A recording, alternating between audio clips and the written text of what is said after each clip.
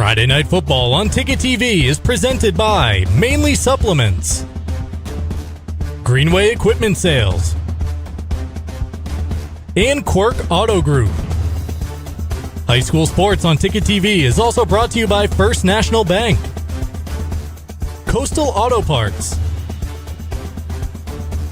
Northeast Driving School, The Neighborhood Early Childhood Center, Twin City Tire and Service, Down East Toyota, Midcoast Denture Design, Dean's Detailing, and by Mainly Eyes. Now let's get you out to the action on Ticket TV. Good evening, everyone, and welcome to Cameron Stadium in Bangor, Maine, and welcome to high school football here on Ticket TV. Great to have you with us. Matchup tonight, Class D matchup between the Foxcroft Academy Ponies and the John Bapst Crusaders. Jim Churchill along with Ernie Clark. Ernie, great evening for football, at least so far. We're out in the elements here, but looking forward to this game.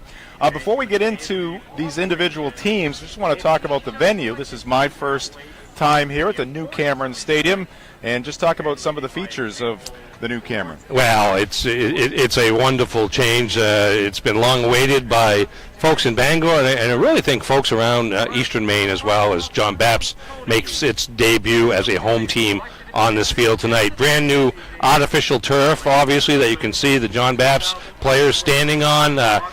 You don't have to worry about mud later in the season. 8-lane track around the football field that likely will host state championships in track and field pretty soon. Matter of fact, in terms of football, the Class D state championship game that one of these teams hopes to be in will be played on this field come mid to late November. So they've already decided that. So this is, I think, a field that you're going to see, and seating for about 3,000 on the home side of the field. Less seating on the visitor side of the field, but they're going to add seats over on that side of the field in the hopes of drawing more statewide events as well. So it's exciting news for the city of Bangor and for Bangor High School, and John Bapst is going to use this as one of their home fields as well, and I'm sure they're looking forward to playing on it for the first time tonight. All right, and to the game tonight, Foxcroft Academy, once again, one of the strongest football programs, I would say, in the state, all told. Well, in Class D, in Class D, certainly off to a 4-0 start this year. Defeated Madison last week after having a bye. Really haven't had a real close contest yet. Danny White's got a group of playmakers that he works to get out into open space, and a lot of times it results in big plays and touchdowns. Also have a very good quarterback in Austin Seavey, who's throwing for around 200 yards a game, and at the Class D level of high school, that's pretty impressive. And I was speaking more to the participation level, the success rate that they have in whatever class they are in. Yeah. But a very strong program for Coach Danny White. Meanwhile, Dan O'Connell at the helm of the John Bapst Crusaders. They're excited for this one, homecoming here tonight, and talk about the John Bapst program. Yeah, I mean, the team got off to a slow start this year because of COVID. They are 0-3, haven't won a game yet. Defense has struggled a little bit. They've given up over 40 points the last two games, but Dan O'Connell is one of the foremost advocates of the sport in the state of Maine, the John Bapst coach, and he's working as hard as he can to maintain a program that really doesn't have much in the way of a feeder system, being a private school. All right, that's going to do it for the first segment of our pregame show. We're going to step aside here. We'll come back. We'll take a closer look at this matchup, the two teams, what they've done so far, and what is ahead for them as well. This is high school football on Ticket TV. Great way to kick things off here tonight. The John Bapst Chorus with the national anthem. And in just a matter of moments, we're going to have a football game here tonight between the John Bapst Crusaders, homecoming for John Bapst High School, and the Foxcroft Academy Ponies, the opponent here tonight in Bangor. Let's take a look at the current standings. In Class D. And again, Ernie, why don't you just kind of talk about Class D this year? We see a lot of unfamiliar names there. Yeah, it's a 9-team statewide division. Class D until this year was the Little Ten Conference in the north and the Campbell Conference in the south. But so many of those schools were among the 15 that opted to go to 8-player football this year, and that left just these 9 schools from around the state, several from the south, and then Foxcroft, John Bapst, and Bucksport from the LTC. Actually, John Bapst was a Class C school that's playing down by enrollment. But you have the 3 north teams, and then you have the 6 central and more southern Maine teams that are now competing among the 9 of them for a state championship. Much like in Class A, you have just 8 teams, and that's a statewide conference, which is essentially Bangor in the north and then a bunch of southern teams. But it's going to be interesting to see what happens with Class D over the years, because there is some thought that even more teams may opt for 8-player football with roster sizes down and continuing to go down. And if there are many more teams from that Class D group that opt for for the 8-player football, you may see Class D go to its demise, at least for a while, and then have 3 classes of 11-player football and at least 2 of the 8-man version. All right, let's take a look at the Foxcroft Academy schedule. Ponies, once again, off to a great start. Yeah, I mean, they've undefeated, and really all those victories have been fairly comfortable. I think you look down the road, obviously playing John Bapst tonight, hosting Poland next Friday night, and that's a road trip, Poland southwest of Lewiston. And then the big matchup, at least for the league and the class so far this year, is coming up on Friday the 22nd of October when Foxcroft visits Winthrop. It's actually Winthrop, Monmouth, and Halldale combined, a cooperative team. They are a team that it also is 4-0 going into tonight's action. Winthrop, I believe, won last night to prove their record to 4-0, and that's kind of the showdown that people are looking for within this division.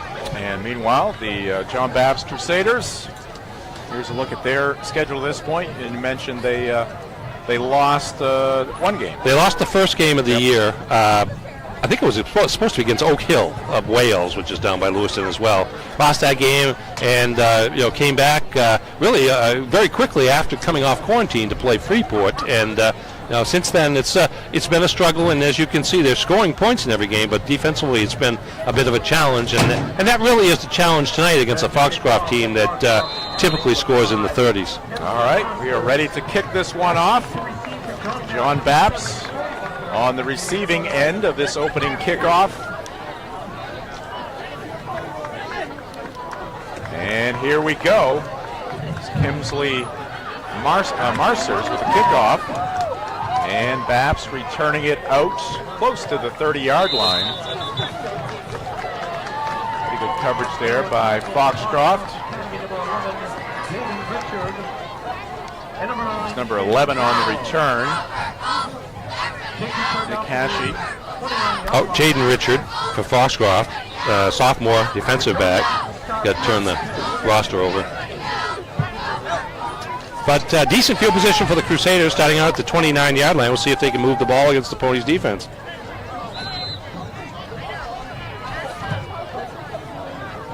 Just underway here at Cameron Stadium, and the handoff, and right there, the Ponies in the backfield. Corey Butler on the carry. The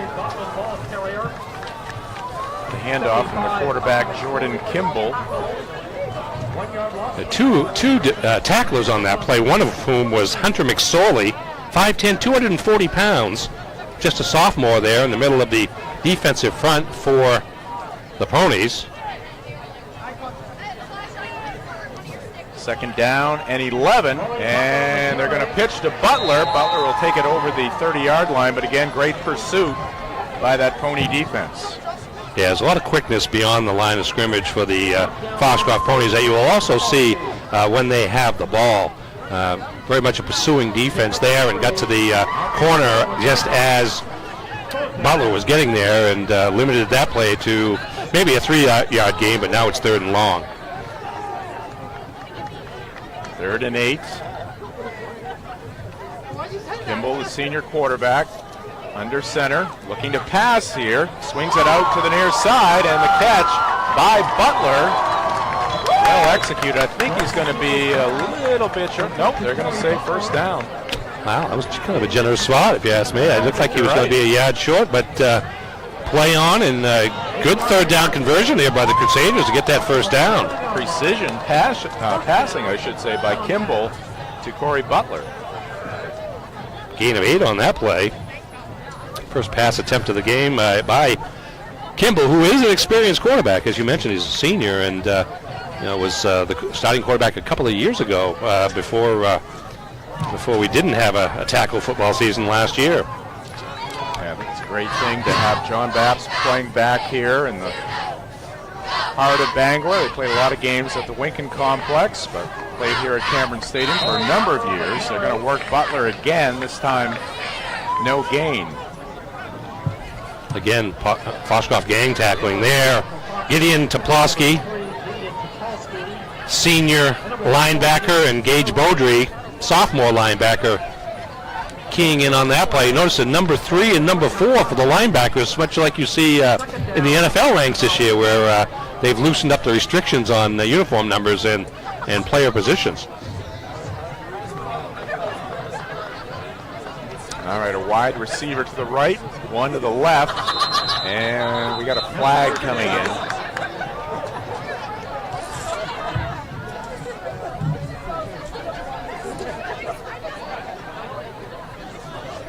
Offsides on the Ponies. Wow. Eduardo Fiore was the man in motion there.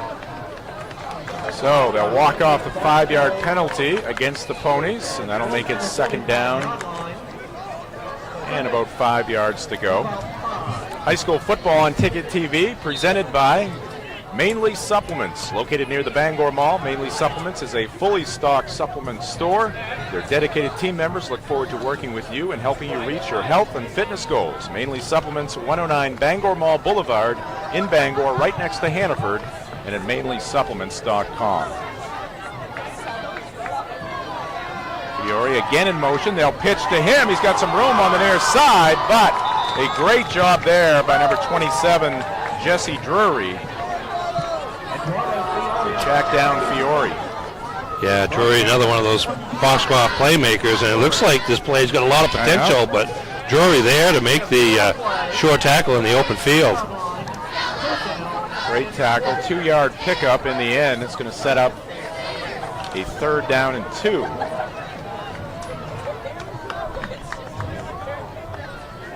Bapst trying to make some hay early in this one. Butler in motion. And under pressure is Kimball. Kimball escapes one Pony, but cannot escape the second Foxcroft Academy Pony. Could feel the pressure coming from his right side. Got away from number 75, Hunter McSorley. But not from DJ Shield, number 52, 6'2", 270, junior on that defensive front. Good size along the line of scrimmage for the Ponies. Shield showing great mobility there as well. It's going to go as a sack for Shield, as that play went for a 4-yard loss. Bapst is short a player. Hustling on the field is Jack Perkins. Now they have 11, and that snap is too high. And let's see if they can get the punt off. Oh, I think he should have tried to kick it. He did not, and run out of bounds there is going to be Nick Hashey. Snap well over his head. He thought he would try to do one of those sidewinding kicks just to get it out of there. Yeah, it's one of those situations, though, you look up and you see guys coming at you and you're trying to escape. He did have a shot to maybe try to kick something off the side of his foot before Drury, 27, comes up and makes the tackle for the big loss, and a great field position for the Ponies starting out here. John Bapst had some momentum, got the first down. It's a loss of 19 on that play. The ball a little bit on offense, but a turn of events here, and great field position obviously for the Ponies, and the Ponies almost got on the board. Catch made That's Topolsky, Gideon Topolsky. We mentioned him as a linebacker on defense. Out in that right flat, the quick pass by Austin Seavey for the big gain of about 19 for first and goal at the John Bapst 5. Austin Seavey, the quarterback, and they'll hand it off right up the middle and into the end zone is Jesse Drury. Touchdown Ponies, and they take the early lead. Yeah, 2 plays, 24 yards there. And again, we talked about that size on the defensive front. Well, that's the same size on the offensive front. So some good blocks on the right side there as Drury went into the end zone basically untouched. And it's going to be Kemsley Marsters with the extra point try. It's 4 minutes and 45 seconds into this one, and it's through the uprights. Quick start here for the Foxcroft Academy Ponies. They take advantage of the miscue by the John Bapst Crusaders. Yeah, that's the drive was going fairly well for the Crusaders. They had moved the ball out from their own 29 near midfield, but there the drive stalled and the bad snap ensued. And if you're John Bapst, to be honest, you can't make those kind of mistakes to give yourself a chance to hang close with Foxcroft in this case. And the Ponies made them pay in 2 plays afterwards and now have the lead. High school football and Ticket TV presented by Quirk Auto Group. Visit a Quirk Auto Group dealership in Bangor, Belfast, Augusta, or Portland, and at quirkauto.com. Jim Churchill, Ernie Clark, and our Ticket TV crew here tonight. Great crowd on hand. The John Bapst Band is here. We heard from the chorus. Student body showing up as well for homecoming. Cheerleaders down on the new track.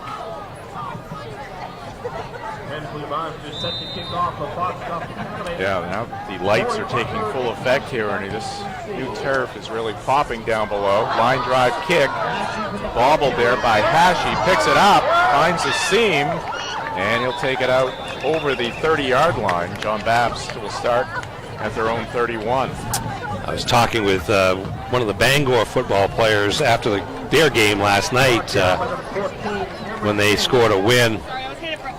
And Cabron Streams was his name, and I asked him about playing on this field with the lights the way they are. He said he feels like he was in a movie. Oh, I saw that. Yeah, it was, and I'm not saying the situation before was bad, but just with everything being so new here, lighting and field combined, it's a different scene, that's to be sure. Quick hitter there, Kyle Long with a nice first down pickup. Takes it out to the 38-yard line, so that's a 7-yard gain on first down. And it'll be 2nd down and 3 for the John Bapst Crusaders.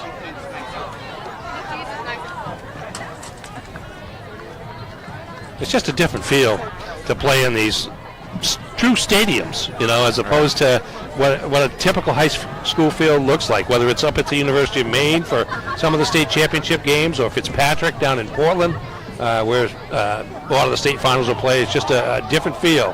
Now we got a turnover here. There was a collision in the backfield. Little mix-up on the handoff. As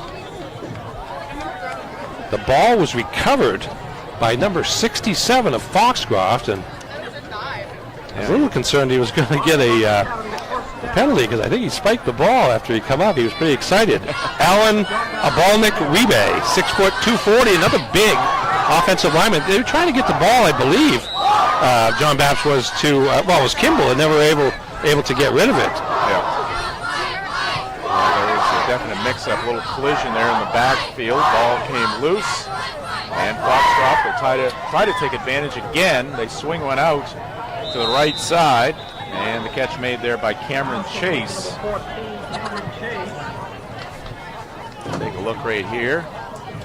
And see, there's a block of Shield out in front at 240 pounds to make those short passes turn into big plays. Good for a first down, gain of 11.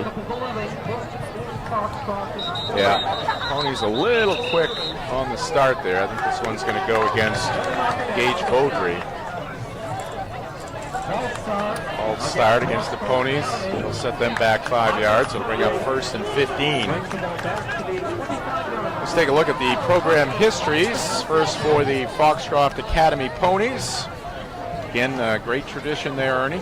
Yes, 4-7 2 years ago.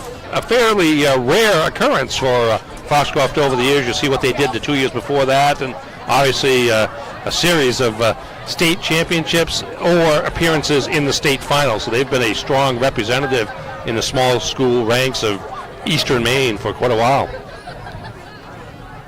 Yeah, they've done some damage at Class B, C, and D. Here's some pressure coming from John Bapst. In on the tackle was Kyle Long. Yeah, usually CV doesn't take a lot of time to, looks like a little bit of a delay on the snap there that cost him a second or so, and there were 2 players for the Bapst meeting in the backfield to sack the Foxcroft quarterback, and what was a very promising situation is now second down and about 22 here as first the penalty and now the sack going in the wrong direction of the Ponies. Yeah, Butler was also ready to lay a hit on CV. From the shotgun. 3 receivers to the left. They fake the handoff. CV's going to take it himself. He turns on the Jets, and he'll finally be brought down inside the 10-yard line, but that'll be a first down. Well executed. Yes, he does run. He's known for his passing, but he chips in what is a balanced Foxcroft running game and fake the handoff and then had open space along the right side and gets inside the 10-yard line before Bapst is able to get a hand on him and prevent the touchdown. Very impressive there, just how quickly he got things in gear. Didn't take him long to get to top speed. Now a quick fire to the left. That pass is caught by Gideon Topolsky. Now this ball is loose and John Bapst is going to recover it. And Dan O'Connell is pumped up. Here's the first turnover for the Ponies. That quick pass out into the left flat to Topolsky. And it's a good tackle there by, it might have been Long again. I think it was. Who knocked the ball out of his hands, and then it was recovered just before it went out of bounds by the Crusaders. So that's a big play for the defense of the Crusaders and for the offense, for that matter. You don't want Foxcroft jumping out to a 2-touchdown lead right off the bat here. And now John Bapst has a chance to work on establishing its offense. Yeah, actually I want to give credit where credit is due. That was Logan McMahon, the sophomore defensive back, number 84, Long number 24. And Bapst will run it straight up the gut here, pick up a couple yards.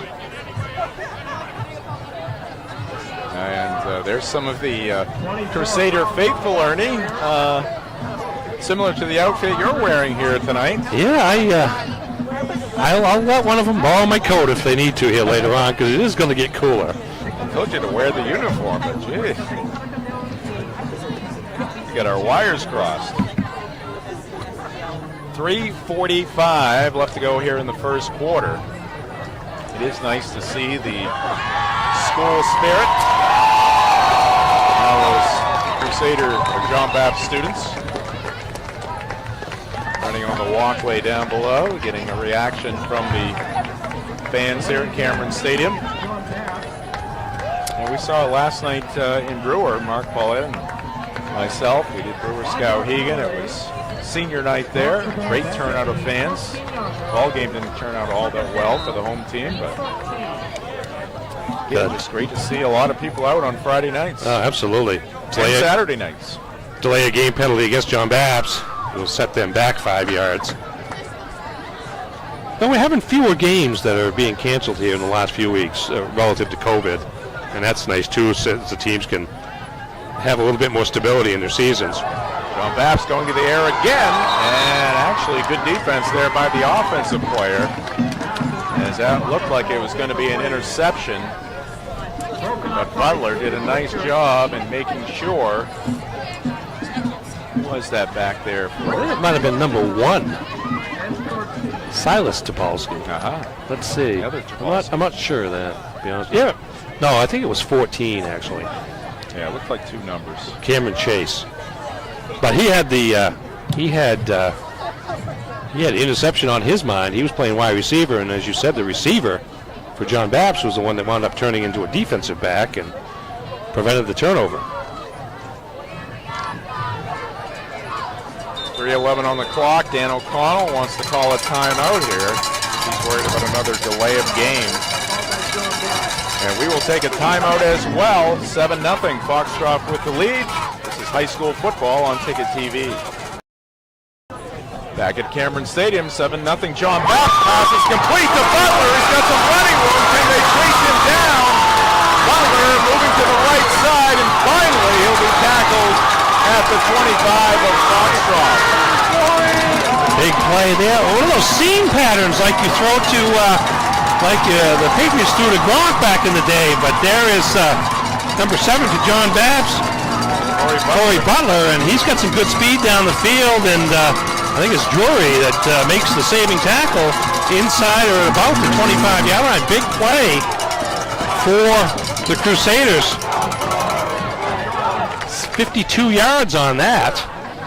Huge play to turn the field, and now give John Bapst a chance to perhaps knock this game up. I'm worried about Dan O'Connell's towel. Yes. Taking a beating here in the early going. Inside handoff, not much doing there for the Crusaders. Do pick up a couple of yards. It was long on the carry.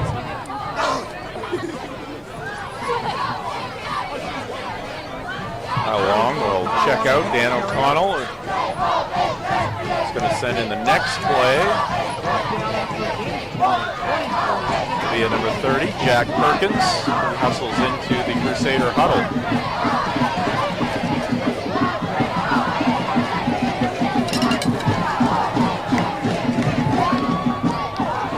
Kimball under center. Perkins behind him. Fiore coming to the near side. They look to Butler again. He had to rise high to try to make that catch. Got undercut there a little bit. Pass incomplete. And it's going to be 3rd down and 8. Pressure coming from that left side. And pressure on the receiver as well. Yeah. Pretty well defended play by Foxcroft to force a 3rd and 8. Right there, Jordan Kimball felt like Mac Jones. He did. And it may feel that way this weekend with the number of offensive linemen that look to be out for the Patriots as they head down to Houston. It's going to be interesting. Yeah, it is. Kimball back to pass, pumps, and pressure coming from behind. Football came loose. Let's see, they're going to say incomplete pass or fumble. No, they're going to call it incomplete pass.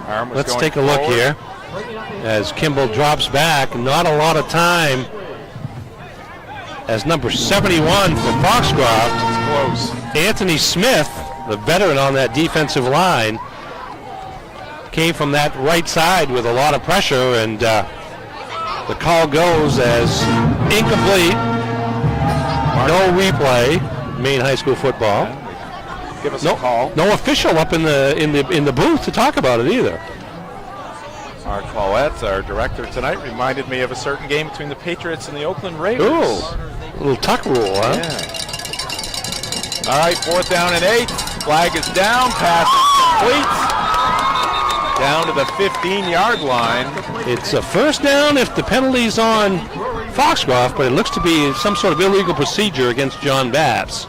Yeah, one of the officials is pointing to the left. That would be the side of the ball where the John Bapst Crusaders currently reside. There is a flag on play. False start against John Bapst. False start against the Crusaders, so wipe away the 1st down. Wipe away the pass completion. Dan O'Connell getting the lowdown on that call from the official. Guessing the penalty was against Nick Hashey because he was reenacting what he had done. And it must have been a penalty before the ball was snapped, because otherwise, if I'm Foxcroft, I take a look at where that ball's being spotted to find out if it would have been a 1st down or not. And if it wouldn't have been, obviously it would have been Foxcroft's ball. Right. All right, John Bapst loading up on the near side. Kimball back, has a little bit of time. That pass is complete, and I believe Give it to McMahon. He's going to be brought down just inside the 20. And Bapst will turn it over on downs. Yeah, it's going to be short, about 27, Jesse Drury. 4 yards short there. Foxcroft really had 2 or 3 defenders around McMahon, and the gang tackle is made. I think that's Topolsky or Drury. And most of the effort, it was Topolsky on that tackle, and as it turns out, Foxcroft will take over at his 19. Some players coming in late here for John Bapst. Here's number 27, that's Jesse Drury. Jesse Drury, the ball carrier. Should say that one of Foxcroft's really top players so far this fall is out tonight with an injury. Caden Crocker Jr. It's a slot back. He's really a part of Foxcroft's passing game as well as the running game, but he's sidelined with an injury. Don't know exactly when he'll return, but will not be seeing any action tonight. So Foxcroft just a bit short-handed there in that skill position situation. CV back in the shotgun. He'll wing it to the right side. He overshoots his intended receiver. That was Cameron Chase. We took a look at the Foxcroft Academy Pony program history. Let's take a peek at the program history of the John Bapst Crusaders, Ernie. Yes, sir. Coming off a good season last year. I believe it was 6-2 in the regular season, actually, in 2019. It was one of their best seasons in a while and made the playoffs. And then you look back to a couple of state championships, one in 1976, and Dan O'Connell in one of his earlier years here with the Crusaders, leading them to the state championship in the Class C, I believe, in 2008. All right, third down and long. CV comes to the near side. Pass is complete. Evading a would-be tackler is Gage Beaudry, but he's going to be short of the line to gain. Dropped at the 25-yard line. And it'll be fourth down and a long 4 here for the Ponies.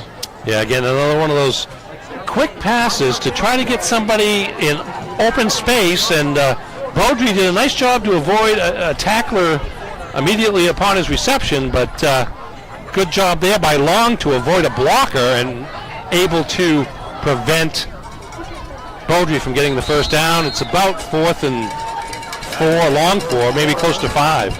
All right, that's going to do it for the first quarter of action. At the end of one, Foxcroft Academy 7, John Bapst nothing. This is high school football on Ticket TV. Welcome back to Cameron Stadium.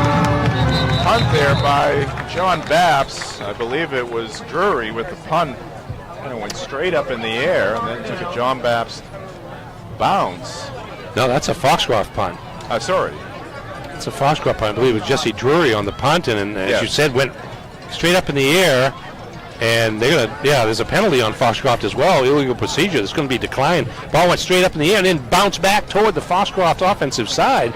That's going to be a net of from the 25 to. I'm trying to see where the ball was being spotted here, but at about the 23 or 22.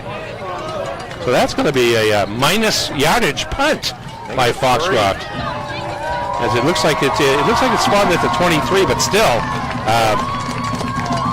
Minus 2 yards on the punt, and John Bapst again with another chance, a second opportunity deep in Foxcroft territory to get on the scoreboard here. And if you're John Bapst, you need to see what you can do to take advantage of it. It certainly came into this game as a huge underdog, and they're hanging around here already a quarter of the way through, down 7, and have had a couple of opportunities with great field position. So we'll see what Mr. Kimball, the quarterback, Jordan Kimball, and the rest of the Crusaders do offensively here to try to get the equalizer. Crusaders with the 12th man here tonight. Tremendous crowd. Really is. I mean, it's homecoming, but even so, I mean, I bet every student from John Bapst is here pretty much, and getting some great support here, and they seem to be look at the enrollment later inspired. On. Yeah, you could start counting. Yeah, you're the math. Yeah, I'm the Mr. Math here. All right, Kimball back to pass, steps into this one, and probably threw it in a good spot there, low. Pass intended for McMahon. Logan McMahon, sophomore wide receiver and defensive back. Second down and 10 here for the Crusaders, looking for their first win of the season, as Ernie said, hanging around in this one. High school sports on Ticket TV is brought to you in part by Greenway Equipment Sales. Nothing runs like a deer in Bangor and Ellsworth, and at greenwayequipment.com.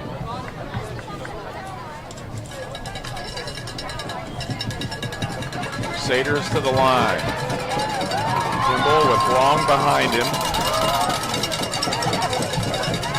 We're going to hand it off to Kyle Long. Long breaks away from the tackle. Long is heading to the end zone, and he hits pay dirt.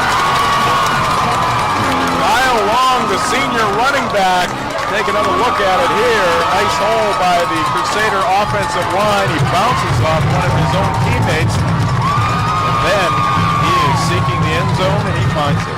Yeah, the play kind of almost died at the line of scrimmage there, but as you said, he bounced off one of his own linemen and then cut back just a little bit to his left and found a lot of help, and John Bapst takes advantage of the minus 2-yard punt by Foxcroft, and now an extra point away from tying this game up. Connor Dooley for the extra point. The kick is up, and it is wide left. Dooley hooked that one to John Bapst, now trailing by just 1 point after the touchdown run by Kyle Long. Well, when you're on the underdog, you do have to take advantage of opportunities, and because typically you wouldn't get too many, but Foxcroft with the bad punt there, and a short field from the 23-yard line, and it took just 2 plays. One a pass and an incompletion, and then the long touchdown run. High school sports on Ticket TV is brought to you by First National Bank. Green First because you can. Member FDIC, equal housing lender. And our football broadcasts and our soccer broadcasts brought to you by Mainly Eyes. Mainly Eyes, you'll see the difference inside Bangor Mall and at mainlyeyes.com. We got ourselves a ball game here early in the second quarter. This group must have a name. Something to do with purple. Yes. Purple Power. They're making their way through the stands here. I guess if you keep playing, yeah, get cold. The problem is when you stop, and we'll see when that happens. Well, kudos to them. That's school spirit right there. Indeed.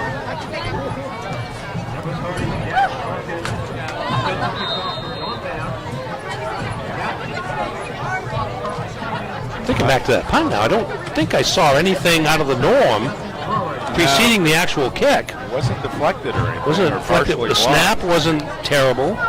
Just one of those things. Straight up the chute. Took a Bapst bounce. They did take advantage of it. Man, here's a nice kickoff by the Crusaders all the way into the end zone. Crusaders are pumped, and their fans are pumped, and their players on the bench are pumped, and no doubt Dan O'Connell's pumped. Yes, indeed. He's a guy that gets pumped. He does. Well, nothing wrong with that. Not at all. Coming off last year, we didn't have high school football, high school fall sports. To see the scene here tonight at Cameron Stadium makes you feel good.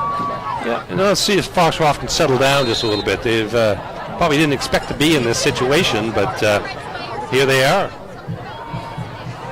And it's going to be Drury with the carry. Drury right through the middle and gets to the outside, running down the sideline. He'll be knocked out of bounds. Good effort there by Fiore, Eduardo Fiore. Big hole there up the middle, and then a nice job by Drury to bounce it to the outside. Yeah, I mean, that's just Foxcroft. Kind of going back to basics there a little bit. We're going to stop messing around. We're just going to run the football, use the size on our offensive line to create space, and Drury took full advantage on that, what turned out to be 38-yard run. All the way to the 37 of John Bapst. CV 43. Directing a little traffic. Now puts the ball in the air, and that one's going to be incomplete. Good coverage there by John Bapst. CV took a hit. Second down and 10. 30 and 13 is 43 yards on that run by Mr. Drury. A little play-by-play on the math, are we? Well, just a lot of uncertainty. Or you just want us to double check it? They say you're either an English person or a math person, and I write for a living, so I guess I'm not a math person most times. You get a little Minglish in you. Yeah. I'm pretty good with batting averages and percentages. Simple math, a simple addition, however. Jethro-like. All right, here's a first down run, and also looking for the end zone here is Gage Beaudry, but he's going to be drilled out of bounds down inside the 10, close to the 5-yard line. Another big run ripped off here by the Foxcroft Academy Ponies. Kind of a similar play to what Drury had moments ago, where it was just a play designed to go up the middle. It was a pile of players in the middle, but in that case, the runner was able to get through. Beaudry was able to get through, and then instead of going right, he went left, and big gain there down to the 6-yard line. 31 yards on that play. And the Ponies look to go up the middle again, but this time they can't get through that initial line of defense. I think that was Drury on the carry. Jaden Richard on the carry. Tomorrow on Sports Radio 92.9 The Ticket, we'll have Boston Red Sox baseball pregame show right around 3:07, 3:08. First pitch, 4:07. Get a little better about the starting pitching situation, but you never know in this series. No, you don't. On the mound for the Red Sox. So he's pitching on Wednesday, Thursday, Friday, Saturday. Yep, regular rest. So. Here's Seavey. He's going to give it a try. It goes past the line of scrimmage. He will take it into the end zone. Tremendous collision there as Seavey ran into Nolan Mitchell, the junior defensive back, but it's a touchdown for Foxcroft, and they have upped their lead. It is now 13-6. Yeah, here the quarterback gets out in open space, fakes a pass, gets around one defender, and then just says, it's my end zone, and Kaboom. Took on a lineman, but got the best of it, and Seavey scores, and Foxcroft quickly regains the lead. Matter of a minute and 12 seconds of playing time. Wow, that is a booming extra point. Well, I'll tell you something. Kemsley Masters, I saw playing for the Foxcroft soccer team this morning against Ellsworth. They've done that before. They've yes, had guys playing. They're not the only school that does it, but they did it before, and he didn't score today, but he certainly was a threat. He's just a sophomore, I believe, and you can see his leg there kicking extra points to be sure. And he's been a pretty consistent performer in that regard, and in a close game, those things make a difference.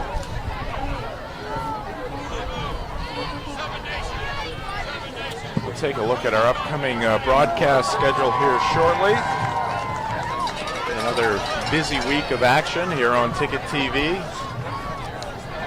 There we go. Coming up on Monday, we have a soccer doubleheader from Pottle Fields at Herman High School, 11 a.m. It'll be the girls' game between the MDI Trojans and the Herman Hawks. That'll be followed by the boys' game between MDI and Herman, roughly around 1 o'clock. And then on Tuesday afternoon, soccer match between Brunswick and Brewer. Brewer's got some momentum. Brunswick, pretty good team as well. Then we'll have some Herman Old Town soccer following that.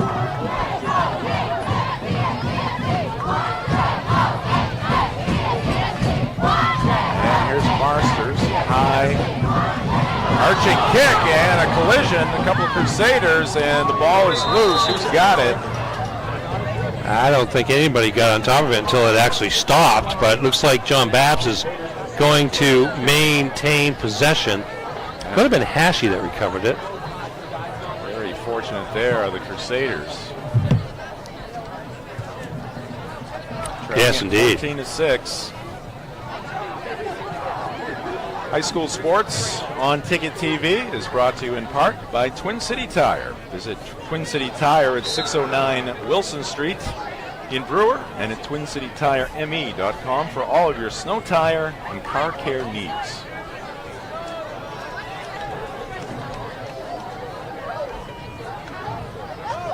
Here's Long, breaking a tackle, bounces it to the outside. He'll pick up 2 or 3 yards on that first down play. Give him 3. Pretty second down and 7. There was another run into the middle of the line, and Long snuck out, but Foxcroft able to recognize that fairly quickly and limited to just a couple of yards on the game.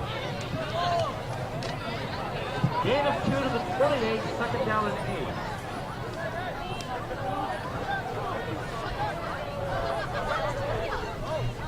Kimball, quick fire here, and a dangerous pass, almost picked off by Gideon Topolsky.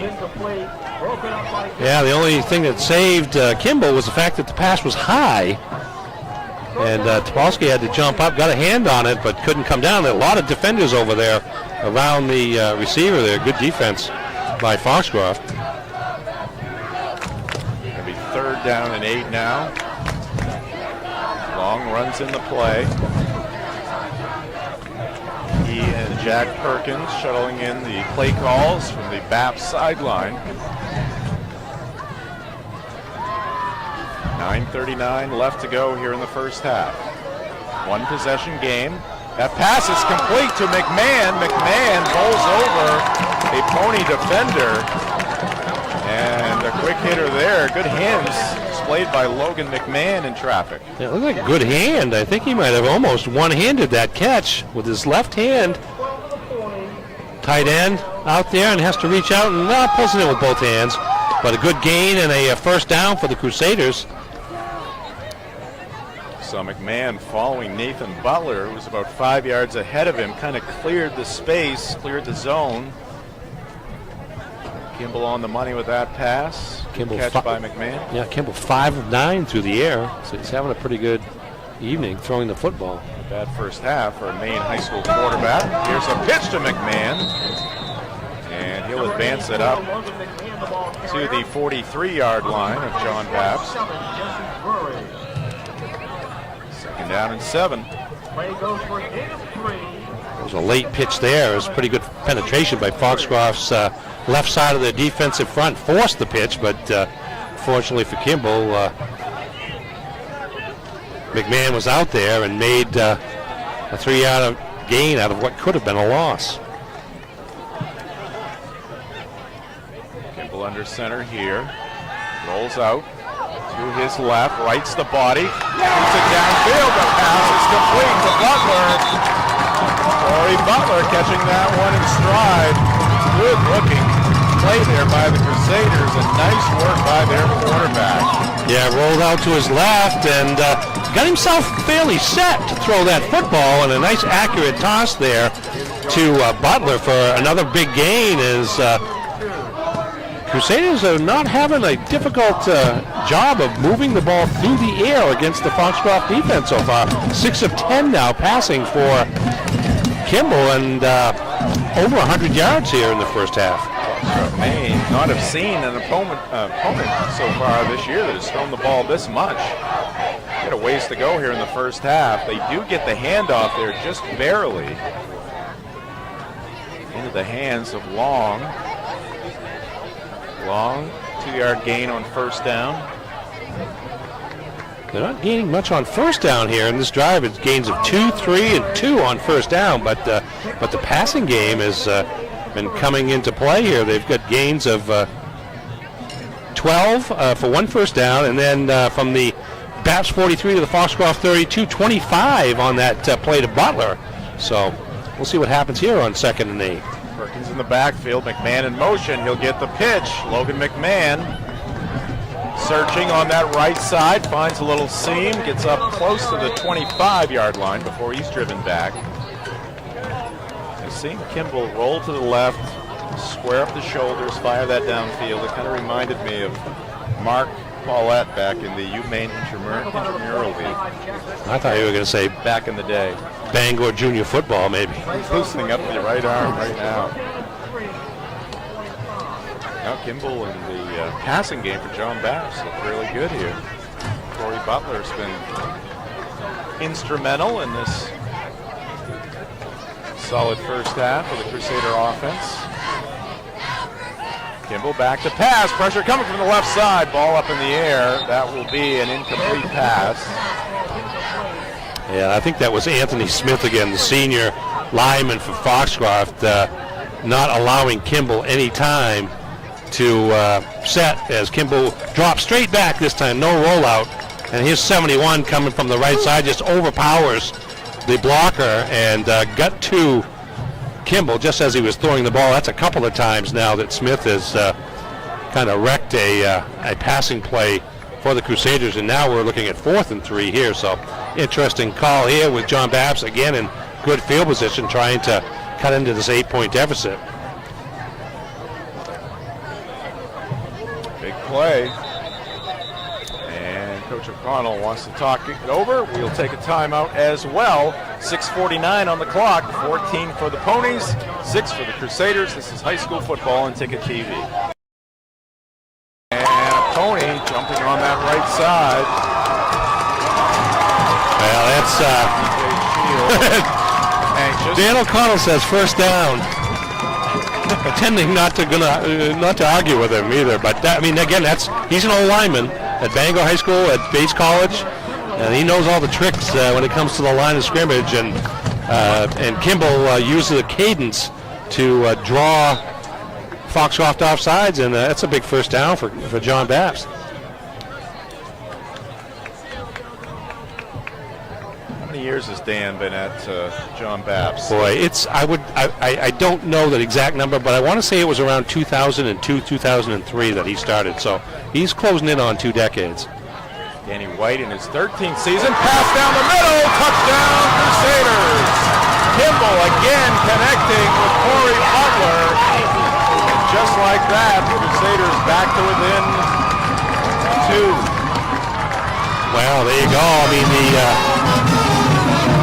being able to draw the penalty against Foxcroft on 4th and 3 kept that drive alive, and John Bapst immediately went for the end zone after that, after they had been running on first down throughout this drive to that point. And another nice play, pass and catch between Kimball and Butler, and John Bapst will go for the point after kick here to draw within 1. Down, kick up, and this one is good. Hunter Gooley puts it through the uprights, and John Bapst within 1 point in this one. I don't know. Coach O'Connell is inspired. He's fired up. He's pumped up, but his leap. Not so well. Doesn't have a great vertical. Let's be honest here, and he would admit to that as well. There's no question about it. But I'll tell you what, I'm going to get him a referee's outfit the way he called that first down out there about where the 20-yard line is. He was well out onto the field.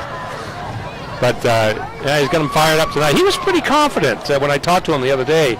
Not about necessarily winning, but about playing well. And they had a couple of spots early in the game, but they've seems to have settled down quite a bit and been able to use their offensive balance against Foxcroft, much as Foxcroft has used its offensive balance against other teams this year. Number 30, Jack Puckett. 14-13, 6:43 left to go here in the first half.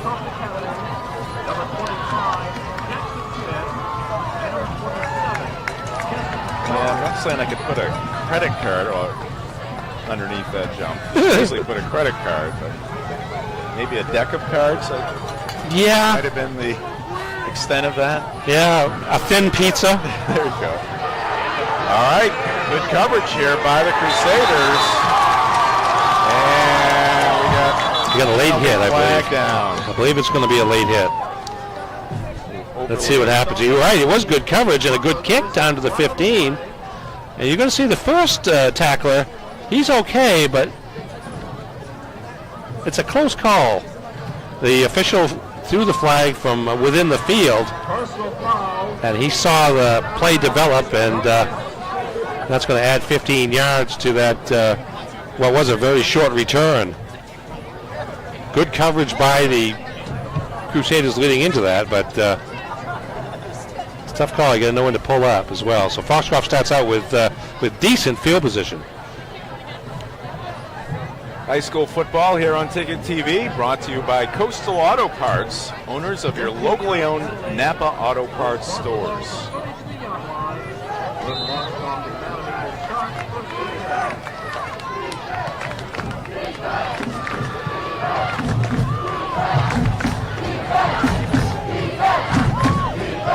Crusader fans urging on the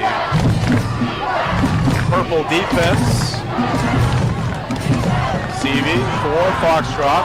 Fires deep. He's got a man, but a little too strong on the throw right there by Austin Seavey, or that could have gone for 6. I like that from Foxcroft. John Bapst just scored. We're not gonna back down here. You don't want to give him. Don't want to give him any momentum. You want to just press the gas pedal and see if you can answer immediately and take away those good feelings that in this case John Bapst has, and didn't work on that play, but certainly the Crusaders will be thinking about it. Seavey from the shotgun. Going to hand it off here. It's going to be Drury. He gets through that front line of John Bapst into the secondary. He's got a first down over the 45-yard line to the 46. Yeah, some quick feet there, just getting free of the line of scrimmage and then seeking out open space until the tacklers come along, and then just try to power his way forward for as much as he can. And picked up 13 on that play for the first down.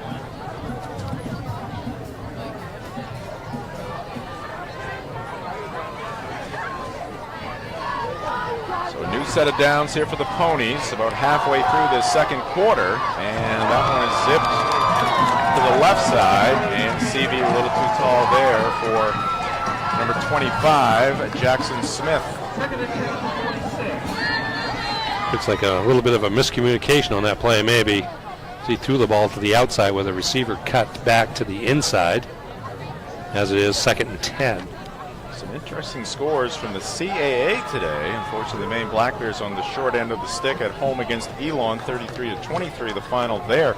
Rhode Island defeated Delaware today at home, 22-15, and Villanova beat James Madison by 1 point. Really? Both of those teams, top 5 teams preseason, early in the season, probably now until those losses. Up 10 to be sure. Here's Seavey under pressure, and he can't get rid of it. See who applies that pressure here. Looks like 7 Butler and Perkins, both there for the sack, second sack of the game for the John Bapst defense. It's going to be a loss of 5. Now it's 3rd and 15, so the defense is rising to the occasion off the energy of the offense for John Bapst. Tough spot here for Austin Seavey and the Ponies. Seavey looks over the John Bapst defense. Gets the snap, flips it to Drury. There's some open territory on that left side. Drury's still on his feet. He's got the first down, still going, has a blocker in front, still going, finally taken down from behind at the 16-yard line. So John Bapst having their success through the air. For the Ponies, it's been that running game. Well, and again, it's getting those guys in open spaces, and that time the quick pitch got Drury outside before really John Bapst could organize his defense to contend with him. And then downfield, again, he's shifty feet. He's kind of not making huge cuts, but he's just cutting past defenders there, and a huge gain down to the John Bapst 16, 34-9, 43 yards on that game. Seavey rolling to his right, looking for the end zone, has a man, but the pass just a little bit low. Great effort. The receiver was open. You'll see Butler put some pressure on Seavey there. You're right, the receiver was open, but the ball underthrown just a little bit. Jaden Richard? Yes, Jaden Richard on the reception. Tried to come back and get it, but unable to do so. Tell you what, I've been to a lot of running time games lately, and this is enjoyable. This is really fun to watch, and a lot of it's a balanced offense. I mean, it's passing on both sides, and running on both sides. There's a lot of stuff going on. It's entertaining and competitive. That's what we want. Here's Seavey. He's got room on the right side. Gets inside the pylon. No flags on the field, and that's another touchdown for the Ponies. So they respond very quickly. And right now, back on top by 7. That's the additional threat there. A little bit of a fake to Beaudry on the handoff, but this was quarterback run all the way and some good blocking out front. Can't see that number. That was way downfield. I couldn't see it. But good blocking all the way, and Seavey easily into the end zone as Foxcroft answers with the 16-yard touchdown run. Kemsley Marsters, the sophomore, on for the extra point, and again, you can't even see the ball. It goes so far. Somewhere out there on the track. It is good, and the Ponies back with an 8-point lead. Yeah, you're right, Ernie. We come to these games, put in the work, and when we get to the games, we're just looking for entertaining games for our fans out there, our viewers. And if they're competitive, it makes it even better. And we have a one-possession game in this one with 4.5 minutes left to go. John Bapst had driven 74 yards in 9 plays to get within 1 point, and Foxcroft immediately answers with a 7-play, 67-yard drive. So, again, a back-and-forth game here. And a relatively high-scoring game as well. So a lot of stuff going on. And again, it may, the way this is evolving, it's minimizing mistakes that is big for both teams. Between turnovers and 2-yard punts that have created opportunities, but more recently the mistakes have abated for the most part, and both teams have been able to move the ball. Kemsley Marsters drives it deep. Hashi going back. He's looking for a touchback. Boy, I'll tell you what, that was close to being an issue there, because that tried to die at about the 1-yard line. At that point, you got to pick it up at some point, otherwise it's a free ball. Let's see here how close it does get to the goal line. Kemsley Marsters. Yep, Kemsley Marsters. It's going to be a touchback. Yeah, it's going to be a touchback, but he's going to get to the end zone first, and it finally does. Actually looking back. But I think he was confident it was going to do it, but I don't know that I was necessarily. I had to see which way it was going to bounce. But John Bapst, 4:30 left in the first half with the ball at the 20-yard line. Again, Class D football, you're seeing kickoffs into the end zone as well, so there's execution there. High school football on Ticket TV brought to you by Downey's Toyota, located at 652 Wilson Street in Brewer. All roads lead to Down East. Now it is the Crusaders' turn. See if they can respond. Going to run it on first down. I think that was Kyle Long. Doesn't get very far. Number 8. Eduardo Fiore actually had the ball in his hands there, so I think it's his first carry, but he's been involved. 2 times 4 is 8. Indeed, you're right there. It's just a math issue. Long checks out. Perkins in. Second down and 10. Great night for football. Relatively warm. It's nice out. Just got to come. Breeze. You either got to come dressed or have a lot of energy like the John Bapst kids. Right. Oh, here's a good run. It's like McMahon, or is that Fiore again? It is Fiore. Eduardo Fiore. Good speed there. Fiore in motion. Take a fake handoff by Kimball, and then the quick pitch to Fiore. And that's going to go for a first down. That's good speed by the John Bapst senior. Those plays have worked for John Bapst as well. Spreading out that Foxcroft defense. Fiore is going to check out. He's got a little limp. Oh boy, that's not good. He showed something right there. That was a gain of 13 yards.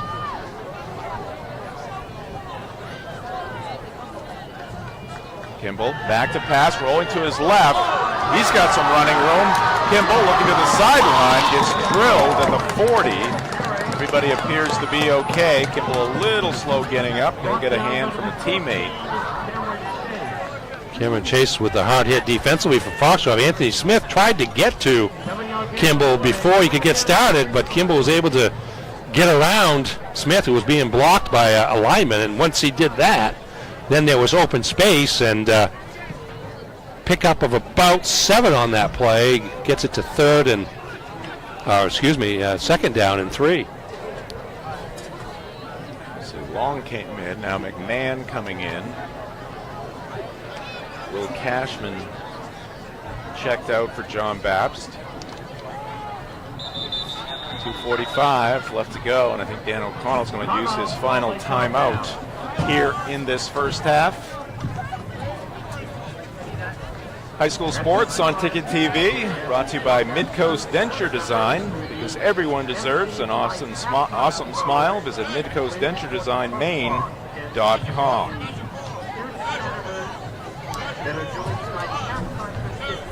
Let's look at roster sizes here. Looks like John Bapst, tonight at least, has about 25 players suited up, and Foxcroft maybe 25 to 30 players suited up, and that's really close to the norm in Class D football these days.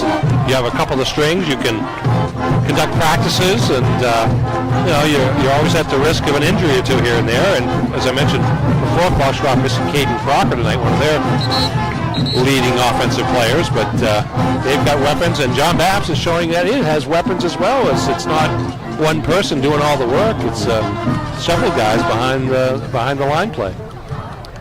2:47 on the clock here in the first half.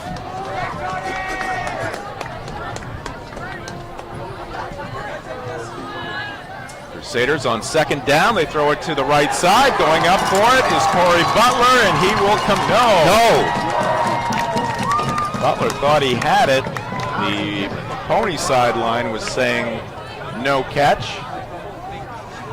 Down there. Tell you what, that official's looking right at that play. We couldn't see it from there. I was just going to remark about the good hands of the John Bapst receivers, because they've made a lot of good catches, and that one was oh so close. As that was Butler, I believe, and he had a defender right on his back as he went up to get the ball. So good defense by Foxcroft to prevent that completion. Would have been a first down. Incomplete pass, the result. A 3rd and 3. 2:40 on the clock. Long enters the fray with the play call. A couple of games in Major League Baseball. The postseason continues on. Red Sox an off day. They're back at it tomorrow. As I mentioned earlier, National League games today. The Braves a 3-0 lead in the bottom of the 6th inning against the Brewers, who won last night. And that pass is going to be picked off. Gage Beaudry getting in the passing lane. And another big turnover there for John Bapst. Yeah, here's Kimball rolling out again to his left. Smith with the pressure gets to him just as he releases the ball. Ball is high, but a good job by Beaudry of getting up in the air to make the catch. And Foxcroft here, we're in business with 2.5 minutes left before intermission with the ball at the John Bapst 33 off the turnover. And Kimball really trying to thread the needle there, was feeling the pressure, and that was the biggest impact on that play, but Butler was surrounded by white jerseys. So 2.5 minutes for Seavey to go to work, and that pass off the fingertips of, let's see, slow to get to their feet. I'll tell you what, I wonder if there was a little trickery that was going to happen here, because the pass is made, and you can't see it there, but Seavey was running in behind us to perhaps take a lateral, but completion wasn't made, and it goes to second down. Hard hit taken there. He did pick up the number. It might have been 25, Jackson Smith. Could have been. Could have very well been. He is a receiver for the Ponies who's been in on some big plays here early in the season. I think it might have been him. He's back to the sideline, took his helmet off, trying to regroup after that hit. Here's Seavey on the run again, finds a seam in that John Bapst defense, and he'll pick up a first down. Yeah, some good blocking by the Ponies inside, and then quickness by Seavey to get through what wasn't a real big hole, but he got through, and then it was the race downfield till somebody could catch him from the side or behind, and that's a first down and a gain of about 15 yards. There's a shot from our high camera up on the roof of the press box. Nate Bailey up there.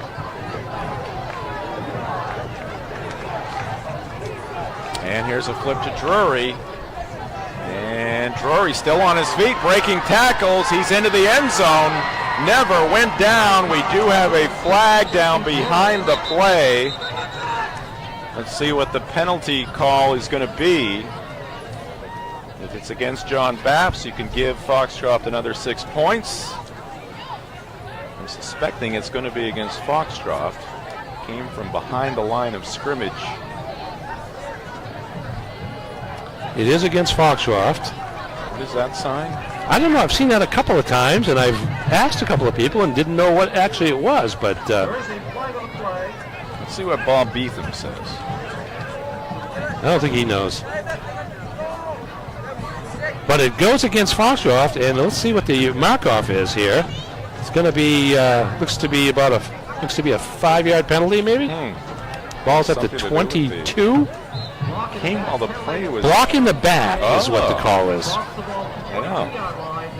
Although I had not seen that particular signal much before. Yeah, that's the signal. The outstretched arm with the open hand is as opposed to the hole with the fist.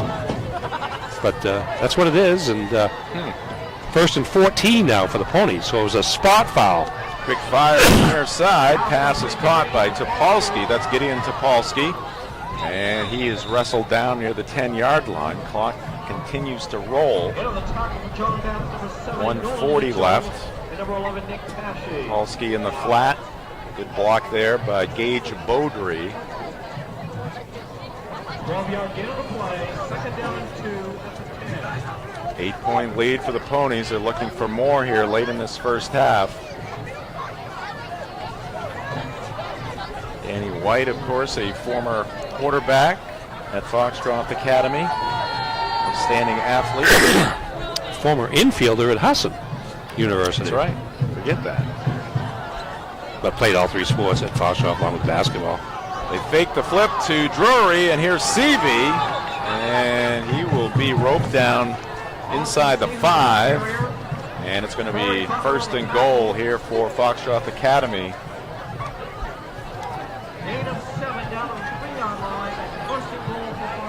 Yeah, Foxcroft likes this the way it's timing out. They've got some timeouts in their pocket to use, but they would prefer to use as much of the clock as they can before intermission to prevent John Bapst from getting another possession.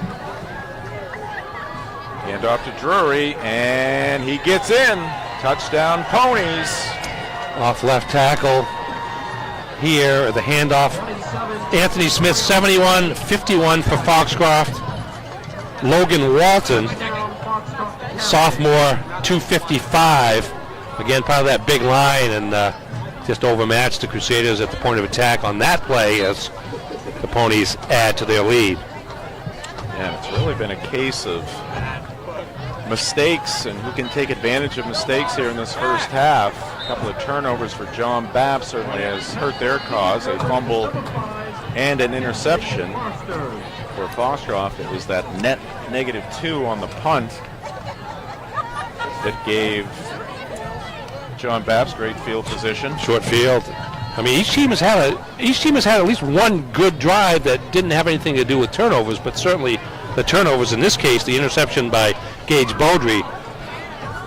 So, excuse me, this 3-yard run by Drury. Again, you see the left side of that line just move the defensive lineman for John Bapst, and Beaudry with a pretty easy trip to the end zone from short distance. The corkscrew move there by Drury getting into the end zone. High school sports on Ticket TV is brought to you in part by the Neighborhood Early Childhood Center in Bangor. For kids 6 weeks to 5 years old, it is where children of all backgrounds and abilities can learn, explore, socialize, and play. Not much time to work with here for John Bapst.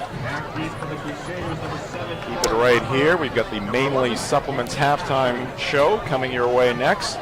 Give you some first half highlights. There have been plenty. Ernie will have the first half numbers.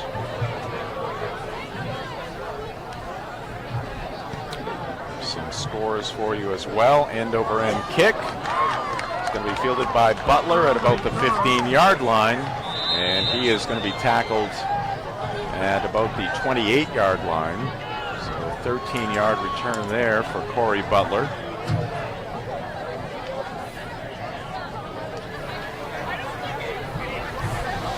See what John Bapst says here. Just 30.7 seconds left. May not try to get too fancy. Try to remember who gets the ball to start the second half. It will be Foxcroft getting the ball start the second half, as John Bapst had the first possession of the game off the opening kickoff. John Bapst does not have any timeouts.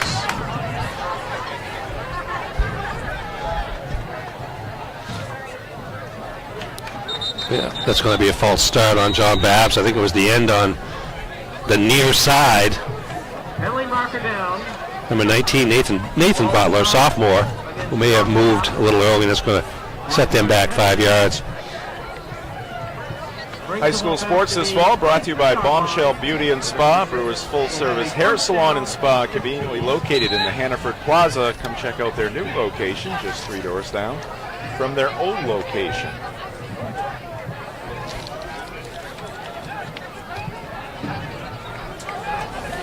Point lead here for the Ponies. 29.5 on the clock here at Cameron Stadium. Gimbel going to the air, under pressure, and he's going to be sacked. Yeah, I wondered for a minute if the ball got loose, but it didn't. But it did get loose, and Foxcroft has the ball. That's the kind of the risk you take in that situation when you try to go downfield. Let's see what happened on this play. There's Kimball, and the pocket is collapsing around him. And he wound up losing the ball, and the only person I saw on the ground for Foxcroft was 75, but I'm not sure there wasn't somebody else there. I think there might have been one other. Yeah, I tend to agree with you there. Another sack here. It's almost impossible to tell. All right, back to the live action. Here's a throw to the end zone and a touchdown just like that. Austin Seavey finds Gideon Topolsky in the end zone. So some late lightning here for Foxcroft, and they have opened this one up. Boy, that's just a tremendous turn of events for Foxcroft, and kind of devastating for John Bapst there. I mean, they were going to be down 2 scores going into the half, but could feel very good about themselves. But the late turnover on the fumble you had just spoken about, minimizing mistakes, and Foxcroft cashes in, and suddenly they've got a 35-point first half. And suddenly a 3-touchdown lead. Kemsley Marsters tacks on the extra point. 5 touchdowns here in this first half. 2 of them coming very late for the Foxcroft Academy Ponies. They now lead it by 22 points. 2 touchdowns in 20 seconds for the Ponies. That'll do it. In the final, 36 seconds of the half. And that just totally changed the complexion of the game from a 21-13 score to now 35-13, and it's a team effort on the work by the defensive front of Foxcroft. 75 for Foxcroft is Hunter McSorley along with Anthony Smith there, and here's the touchdown pass. Again, this time it was Seavey rolling to his right, and Topolsky going in that same direction to the end zone, got behind or beyond a defensive back, and a good catch there, and I'm too loud, which is not the first time I've been told that. I'm sorry. It's all right. When it goes red, a little too loud. Green is good. Red is not so good. But I do want to emphasize, we don't want to miss any word that you... Well, I just hope whether it's green or red, I just hope I occasionally make sense. That's my goal. And kick goes out of bounds. There's only 16 seconds left to go here in this first half. I gotta believe you'll see a more conservative approach. Yeah, a knee or a handoff. I mean, you are down. You've got to, do what you can to come back, but to expect to go, I think it's 65 yards. The ball is placed on the 35. To go 65 yards in 16 seconds is fairly unlikely.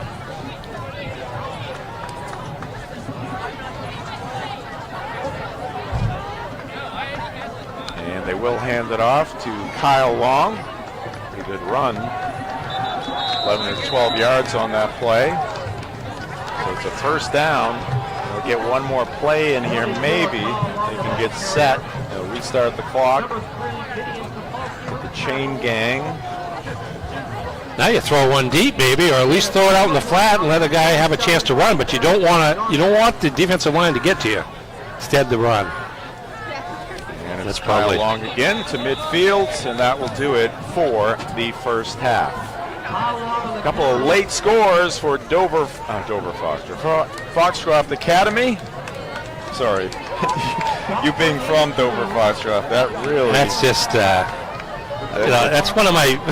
It's one of my pet peeves. What'd you say? You said Dover Foxcroft. Worse to me in terms of the town is just to say Foxcroft. Well, no, you wouldn't say Foxcroft because the town is Dover. Foxcroft. Right. So just to say Dover. Oh, okay. I was born in Foxcroft. I now live in Dover, but I live in Dover Foxcroft actually. There you go. All right, Foxcroft Academy, 2 late scores, and they lead this one 35-13. We'll take a timeout. We'll come back with the halftime show. It's brought to you by Mainly Supplements. We'll get you some highlights, we'll get you some stats, scores, and much more. This is high school football on Ticket TV. Welcome back to Cameron Stadium. The John Bapst Crusader cheerleaders entertaining the fans here tonight at Cameron under the lights. Some Saturday night football. Foxcroft Academy taking on John Bapst. Ponies in control. Some late scoring. 35-13 our score. Let's take a look at the first half highlights here in the Mainly Supplements halftime show.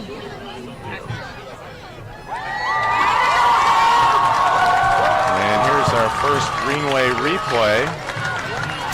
Yeah, this is a short handoff to Jesse Drury for a 5-yard touchdown run early in the contest. Just back a few yards farther, and the pass to Topolsky, and I think this is where the one fumble is going to take place. That was McMahon on the defense, and still didn't see the number of the player that recovered that ball just before it got out of bounds. And then on, I think, pretty much the very next play, that seam pass to Corey Butler from Jordan Kimball, and a big gain on that play. 57 yards before the tackle is made. Now in the second quarter, I believe, now as the teams have switched directions, and there's Long. Looks like he is stopped along the line of scrimmage by number 67 for Foxcroft, Alan Abolnik Rebe, but he broke through and went to the end zone for the touchdown. And here's Drury again. Kind of a play where he was caught up at the line of scrimmage. Once he broke through, it's down the sidelines. 7-6 at this point. 43 yards on this play as well. Here's Gage Beaudry. 2 plays later for 31 yards on the gain down inside the 20 before Fiore is able to make the stop inside the 10, actually. This may be Seavey on a keeper here. He's looking to pass initially, but sees some wide open space, gets a lead block from Drury there, gets around one defender, and then just goes mano a mano to get into the end zone for his first rushing touchdown of the night. 6 yards out on the play. Here's Kimball rolling to his left, being pursued by the defense, but setting himself for a strike to Corey Butler down the left sideline. It's a big gain there for the Crusaders. 25 yards, and here's Kimball through the air again to Butler for the touchdown over the middle from 20 yards out, and at that point it was 21-13. But here comes Foxcroft back down the field here in the final 3 minutes. Fake handoff to Beaudry, and Seavey running the distance for his second rushing touchdown of the night in the first half. I believe that was a 15-yard run. Now Kimball trying to get something. Again, rolling out. Here's Smith with the pressure from Foxcroft. And a good hit, and there's Beaudry with the interception, giving the Ponies another chance to capitalize on a turnover, and Drury does just that, running behind the left side of that line to get in. That makes it 28-13, and here's the play late in the final half minute of the half, where Kimball gets sacked, and the ball comes loose, and Foxcroft recovers.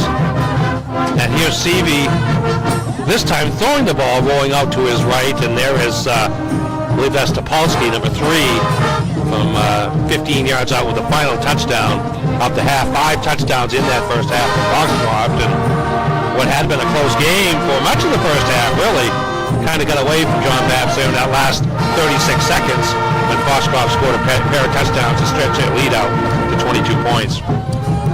All right, we've got more coming up in the halftime show. Again, the halftime show brought to you by Mainly Supplements. Their dedicated team members look forward to working with you to help you reach your health and fitness goals. Mainly Supplements, 109 Bangor Mall Boulevard in Bangor, and at mainlysupplements.com. I think they had some sort of competition here tonight. Somebody won the competition they had for their homecoming event here tonight. We've got more of the halftime show. We'll take a break right here. This is high school football on Ticket TV. We want your business. Need work done in your car, truck, or SUV? Twin City Tire does all kinds of mechanical repair. We're a team of local professionals who know how to get it right the first time. We offer loaner cars and free shuttle service. Hang out in our comfortable waiting area where there's free Wi-Fi. At Twin City Tire, we may fix cars and trucks, but our real business is helping people get back on the road. Need work done in your car, truck, or SUV? Come to Twin City Tire. Remember, We want your business. Supplements halftime show continues. We gave you the highlights. Here's a good look at the new surface here at Cameron Stadium. Now let's get some first half numbers from Ernie Clark. Well, again, it's a pretty offensive contest in the sense that a lot of yardage and a lot of points being scored. Just checking here. Okay. First off, for the Foxcroft Academy Ponies, again, pretty good balance. 156 yards rushing and about 70 yards passing through the air. So that's over 200 yards of total offense by Foxcroft. CV 6 of 11 for 71 yards and a touchdown.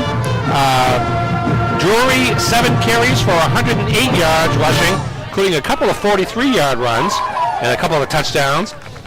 CV also rushed for 33 yards. Those numbers a little bit lessened by a couple of quarterback sacks, and Gage Beaudry a run for 31 yards to account for most of the Ponies' offense. For John Bapst, I mentioned Foxcroft over 200 yards of total offense. John Bapst has 199 yards of total offense. Jordan Kimball, 7 of 14 passing for 142 yards with an interception. Oops. That's okay. That's okay. A little enthusiasm. As far as the running game goes, Kyle Long leading the way, 5 carries, 47 yards for John Bapst. And should point out Corey Butler has just 11 yards rushing, but he has 65, 90, 110 yards receiving on 5 receptions. So both these teams finding a lot of different ways to move the ball, but the turnover bug has come into play for both teams to some extent. I don't know if Foxcroft actually turned it over, but they did have they had 1 turnover and a minus 2-yard punt. That 2-yard punt setting up a touchdown for the Crusaders. So it's a mix of good and bad, and if you can minimize the bad, the likelihood of a lot of good definitely increases. And we saw that in the final minute of the first half when John Bapst opted to pass from deep in their own territory with just less than a half minute to go, and Foxcroft with a good pass rush forced the fumble and scored that extra touchdown to extend their lead beyond 20 points. All right, so we will take another timeout here in the Mainly Supplements halftime show. Come back, we'll run through some scores and much more as we head towards half number 2 here at Cameron Stadium. High school football right here on Ticket TV. Welcome back to our high school football coverage, coming to you from Cameron Stadium here tonight. John Bapst Crusader Band has done a great job of standing proud. Ernie, let's take a look at some of the high school football scores. Bangor with another big win. Last night over Edward Little right on this field, 49-13. Bangor now 5-1 of the season. Dexter knocking off Ellsworth in 8-man football. Falmouth Greeley over Messalonsky. Freeport over Bucksport in a Class D game. MCI defeated Herman. That's a pretty good shootout there. Yeah. Mount Blue knocked off Old Town. That's Class B against Class C. Mount View with a win over Madomic Valley has been on a roll. I think that's 4 straight wins for them over the Comus by a touchdown. Massabesic lost a big one. Thornton Academy remained undefeated, defeating Lawrence. Waterville knocked off MDI in 8-man football. Westbrook defeated Hammond Academy. Competitive game there for the Broncos. Wyndham defeated Coney. That was a big game in Class B. And Winslow, really the favorite in Class C at this point, handily defeating Oceanside. A lot of action last night. Few games. Another game I should mention from last night, just an 8-man game that we were talking about beforehand. Holton was 3-0. Mattinock was 3-1. They met up in Holton last night, and the Lynx from Mattinock Academy, 50.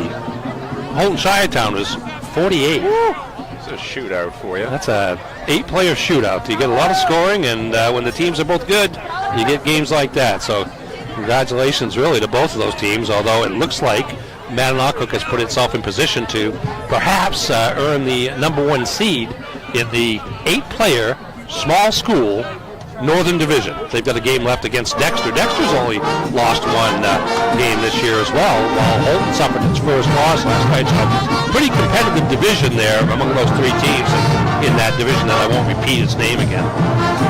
And there you see the Foxcroft Academy Ponies getting loose here for the second half. Get to see the Crusaders come out of their locker room. I'm sure we'll see them soon. Just going back to those scores, why is Old Town playing Mount Blue?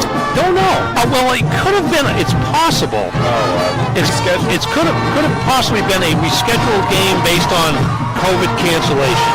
You've seen some of that work, and basically, as long as it's 2 11-player teams or 2 8-player teams that are willing to play each other, they'll reschedule the game because the other option is to not have a game. And some of these teams, particularly in the smaller classes, have lost a lot of their season. I mentioned Holton earlier. They are 3-1, and they're not scheduled for another regular season game this season. They have, I believe, 2 more weeks of regular season play in the 8-player ranks because they had their state championship a week earlier than the 11-player folks. But Holton was supposed to play Washington Academy next week, but Washington Academy folded before the season started because they didn't have enough players. And then I believe there may have been a bye after that. And so right now they're not scheduled to play another game. I talked to John Solomon, the athletic director, this past week, and wasn't certain with what he would do to try to either fill that game in or not, because again, when you're an 8-player team like Holton with about 20 players, you don't want to get anybody hurt before the playoffs. But at the same time, I'm sure the kids would like to play if they could find an opponent. Now, that may be the problem as well. But it's a strange season. You look at the Crabtree point standings, and everybody's got a different amount of games, it seems like. This is week 6 of the season, so if you see a team, excuse me, after today that has 6 games, has played 6 games, and clearly they've played every game. Foxcroft has played every game, but they've had a bye, as they have in Class D, and so they're short one, but still looking to improve themselves to 5-0 here. Where they have to go. And the situation in Class B North with Brunswick canceling the rest of their season due to the hazing incident down there. That leaves just 8 teams in Class B North. Obviously some scheduling issues there with opponents of Brunswick in the coming weeks. Right, and Class B is an 8-game regular season, so they lost obviously the game they were supposed to play last week plus the next 2 games. And they lost a game with Lawrence before the season was canceled. So, a lot of schools are being impacted by that as well, and it changes the picture in Class B, although it's my understanding that in the, quote, open tournament format, Class B was going to be 1 team didn't make it, and now it looks like all 8 teams will make postseason play. All right, we have some more scores for you now at the college level. at Harold Alphon Stadium. It was Elon over Maine today, 33-23. Husson with a win over Curry, 21-14. Nebraska Omaha defeated Maine hockey 4-1 last night, and they'll be playing again tonight at 8 p.m. Ben Barr behind the main bench. His first game results in a loss, but the Black Bears will see what happens in game number 2 of that series on the road. So a lot of things getting underway. We're kind of in the middle of the football regular season, heading into the second half of the high school schedule. Playoffs will be right around the corner. College football, that would be game number 5 for the Maine Black Bears today, so still a ways to go in college football. But coming up this month, Ernie, on Sports Radio 92.9 The Ticket, we're going to have the Bruins opener on the 16th. Next Saturday night. That's it, right, a week from tonight. And then right after that, on the 20th, the Celtics will get their season underway. We'll have that one for you on the ticket as well. Patriots just getting started. Red Sox in the postseason, hopefully for a while longer. So a lot going on right now in the world of sports in this region. I'll tell you what, I was here last night for the Bangor game, and when I left, as far as I know, it was 5-2 Tampa Bay. And then I got in my truck and headed home, and it was, I think at that point it was, could it have been 8-6 or 8-5? I think at that point. 8-5, and then they had, was it the 8th inning? Or the top of the 9th maybe, I can't remember. It was 1/2 inning that lasted like 45 minutes, almost my entire drive home to Dover Foxcroft, as they put the wood to the Tampa Bay Rays with a 20-hit attack, and what was the final score? Was 14-6. So, yeah, I mean, we'll see. They got Evaldi going on Sunday. What's it, 4:07, I think, to start on Sunday. So suddenly in a short series, if Evaldi can get the job done and the Red Sox bats can continue to be hot like they were last night, certainly, and then all of a sudden, who knows, right? We shall see. All right, Ernie, half in the books, one more half to come. Give us some keys for each side here. Well, obviously it's about minimizing mistakes, particularly in the case of John Bapst. They just can't afford any more mistakes. They've shown an ability to move the ball, but they can't make mistakes to give Foxcroft short fields. At the same time, they've got to prevent Foxcroft from scoring, and Foxcroft just needs to play its game and not make mistakes as well, because they have the potential with a 35-point first half to score more in the second half, but you can't score if you don't have the ball, and you don't keep the ball if you make mistakes. So basically minimizing mistakes on the part of both teams. Opening kickoff here in the second half, fielded by Gage Beaudry for the Ponies. About a 15-yard return there for Beaudry, up to the 32-yard line. 1st and 10 here for the Ponies, up by 22. And there's 2 late scores for Foxcroft, giving them the big lead here. Here's another move by Drury as he spins away from a couple of John Bapst Crusader tacklers. He's still on his feet, and now he's only got one man to beat. That's Fiore. Can he get around him? No. Fiore will run Drury out of bounds. Holy cow, from the 32 I think all the way down to the 15.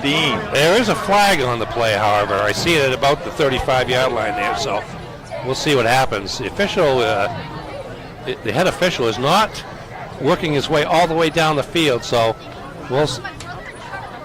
Oh, the penalty is going to be on John Bapst.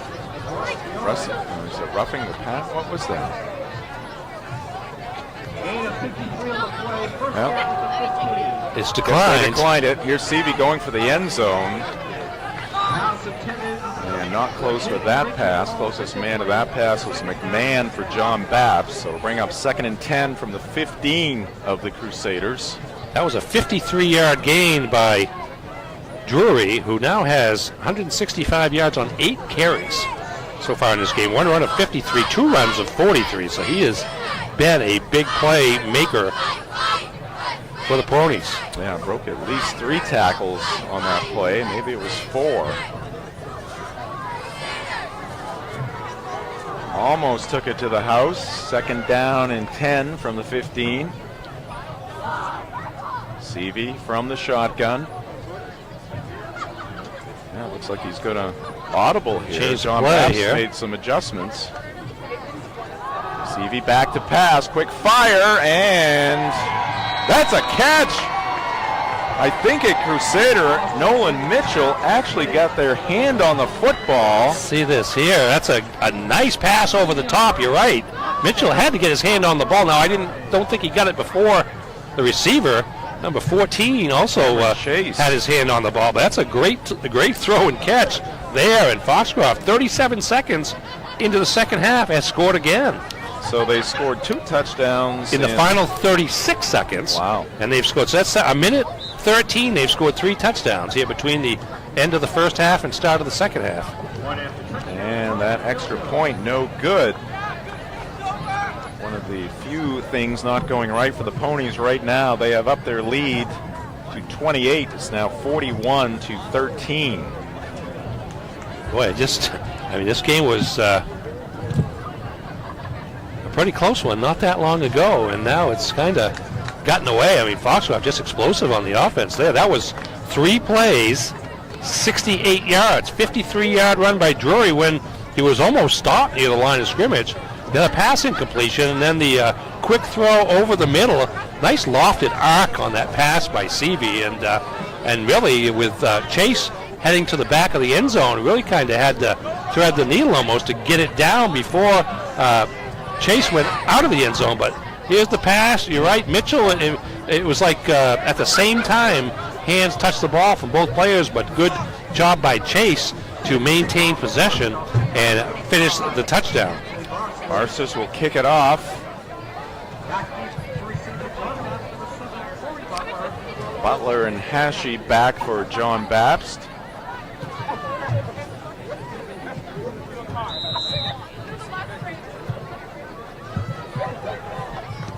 Here's the kick. This is a line drive kick.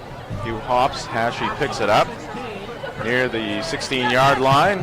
Comes to the near side, breaks a tackle, still on his feet, and working against the sideline. He gets pushed out of bounds by number 25, Jackson Smith.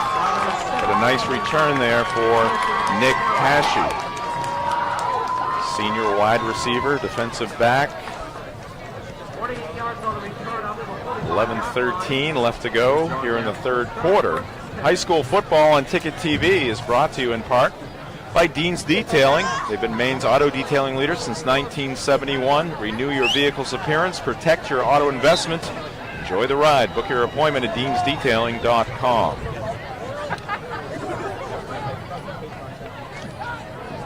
Center for the Crusaders, Andrew McCann. He's just a freshman. To the ball. Kimball under center. Kimball, the pitch, Fiore. And a bunch of Ponies there, loose football, and it's going to be picked up by a Pony. Drury. And this is going to result in another touchdown for Foxcroft Academy. Yeah, you're going to see the pitch, and then he cuts back inside instead of trying to get to the outside, and on first contact got hit, and Drury picked the ball up at about the 41-yard line, and off to the races again. 37 a minute, 39. I think Foxcroft has scored 4 times. Exactly. Well, yeah, 102 in this quarter, and 36 point. Oh, now you're going no, it was 36-0, so it was 36. So 36 and 102, 138. Wow, that kick. That kick is good, and you know what? Marsters. It's gone from 21-13 to now a 35-point lead in running time until John Bapst scores. 10:58 on the clock. So 4 touchdowns in a span of a minute 38. See that often. No, that's and again, this one was a kind of a mistake situation. Here's Drury running for a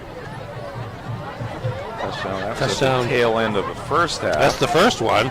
Here's the second one right before. That was the one with 36 seconds left, and then the fumble and the pass from Seavey to Topolsky with 16 seconds left in the half. Here's the throw over the middle to Cameron Chase. 11:23 left in the third quarter, 37 seconds, and there's the fumble. And I think that was 67, by the way, for Foxcroft that forced it. get a name for you here as Drury runs it back 41 yards, 67 for Foxcroft. Alan Abolnik-Ribe, R-I-B-E is the last name, 6 foot, 240-pound senior lineman. So, that's called points in a hurry right there. Thanks to Mark Paulette, our director, for pulling up those 4 highlights, the 4 scores, and just about a minute and a half for the Ponies. Here's Hashi again on the return right around the 10-yard line. And that'll be a 20-yard return there for Nick.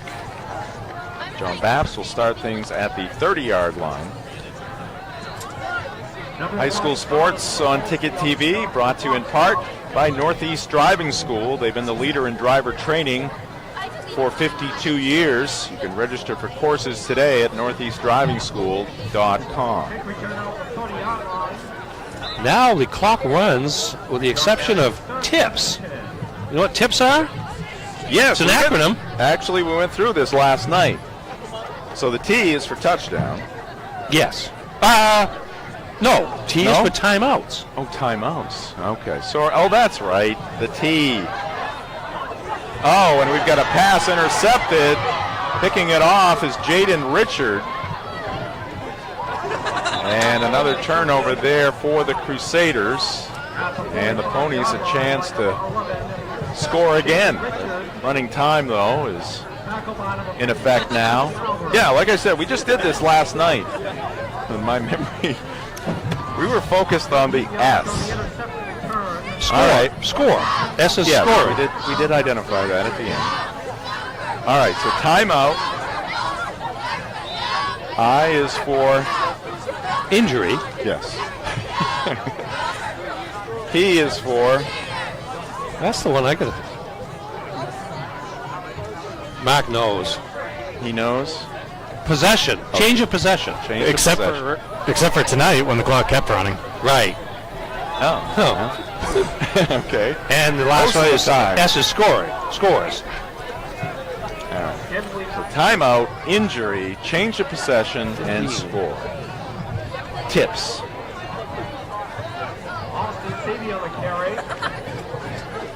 We're at the 8.5 minute mark here in the third quarter with the running time. Foxcroft knocking on the door again. Yeah, I mean, it seems like it was probably about 45 minutes ago. This crowd, the home crowd, was going wild because we had a tight game. Well, it was actually 14-13 when Kimball passed over the middle to Butler. Gideon Topolsky trying to get another one for Foxcroft, but he comes up about a yard short, maybe 2 yards short of the goal line. It's 14-13. 6:43 left, midway through the second quarter. 6:43 left in the second quarter. It was 14-13. So 14-13. So they've scored 34 points in basically 7.5 minutes of playing time. Yeah, it was a back and forth game for about 90% of that first half.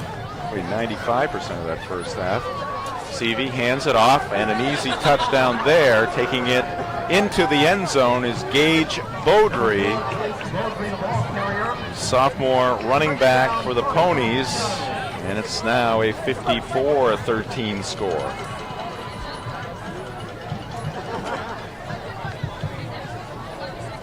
This one getting away from the Crusaders. I mean, it's sure there are mistakes involved, but you also see the weapons that Foxcroft has offensively. Oh, yes. So they can make you pay when you do make a mistake. Yeah, among those weapons, Beaudry, Topolsky, of course, Drury. He's done it on both sides of the football here tonight. Seavey. And the line, it's a big line. I mean, every time I mention a lineman, it's 240, 250. Anthony Smith is the veteran of the group, a senior, the most experienced player. But, that kind of size wears you down over time. And I should know, it wears me down just carrying it around. But and it just makes the holes bigger, the running game better, and the pass protection better. Yeah, Kimball's going to have nightmares about Anthony Smith and company. They've been in his face. Pass game was rolling there for Bapst, though. most of that first half. Set to kick off for Foxcroft Academy number 5, Kinsley Marsters. Back deep for John Bapst. Kinsley Marsters been busy with extra points and kickoffs. All the scoring by the Ponies. 42-point lead. And It goes into the end zone for a touchdown. Marsters drives that one through the end zone or into the end zone. John Bapst So he was playing soccer earlier today, did you say? He was. Yeah. Foxcroft hosted. Foxcroft entered today's game against Ellsworth, ranked 3rd in Class B North, and Ellsworth was 5th, I believe, or 6th, excuse me. And good game. Ellsworth wound up winning 2-1, and now they moved up to 5th place. They have only got a couple losses this season, and Foxcroft's only got a couple of losses as well. So for the Ponies, it's they're known as a football school. And the soccer program is coming along under John Cornett, who is a name that's familiar to a lot of Eastern Maine football fans. His father, Don, was a former head coach of football at both Foxcroft and John Bapst. And Cornett is also the coach of the Girls basketball team? That's And where he's we got- saw he had- him last winter. Yeah, he's got 3 sons on the soccer team, and they're all very good.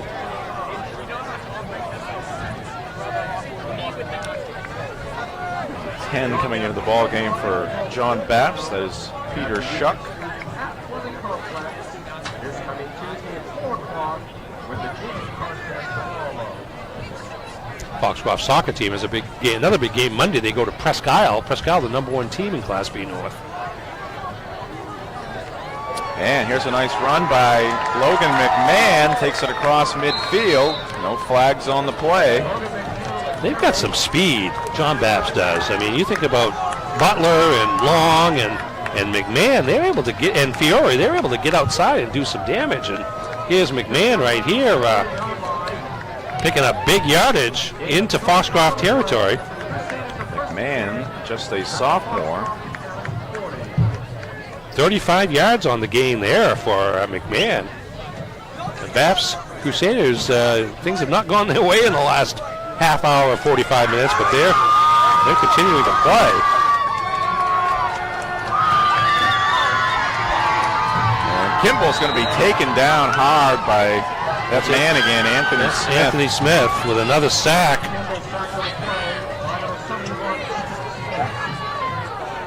It's a good thing that turf is fresh and a little softer than it will be over time here, the next couple of years. I think it's a 3rd sack, but they've been in a second for Smith, but the Ponies' defensive front has been all over Kimball. Yeah, John Bapst, seniors. Kimball is senior, as is Corey Butler, Eduardo Fiore, Peter Shuck, Nick Hashi is senior, Kyle Long, Jack Perkins, Fernando Zaragoza. Intercepted. Fournier, and here's an interception. That one is picked off by Topolsky. Gideon Topolsky with the INT. John Bapst was working in Foxcroft Academy territory. That seam pattern there, and Topolsky stepped in front, read that well, and then another return into John Bapst territory. That's a second interception here of the 3rd quarter. So the P in tips. Is possession. Right. Well, no, is it? No, no, they're still running the clock. Well, yeah, I was Yeah. going to say, it's Yeah, tonight it's, we're gonna find out. would it be penalties? I should know this. You should. You should know this. I should. But neither of us do. That's the problem. We're still debating. All right. We thought we had it figured out. Yeah, the clock is definitely not stopping on changes of possession here tonight, so it's got to be something else. Maybe John, the scorekeeper, or timekeeper, I should say.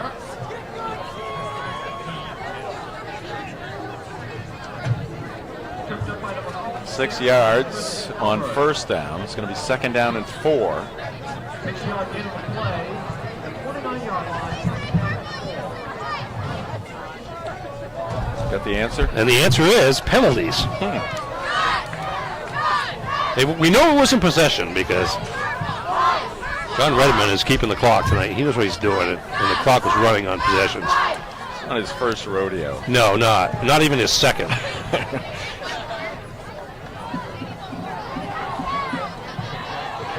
All right, breaking it to the outside, and finally hauled down from behind is Wyatt Rayfield. Number 6, Wyatt Rayfield on the carry. Rayfield, a sophomore.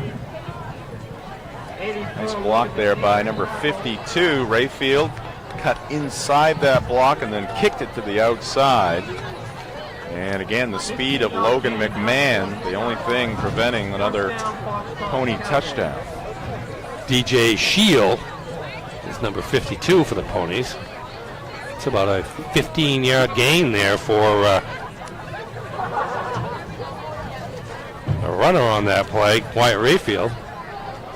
Rayfield in at quarterback now. And this carry by number 1, that is Silas Topolsky. He is just a freshman.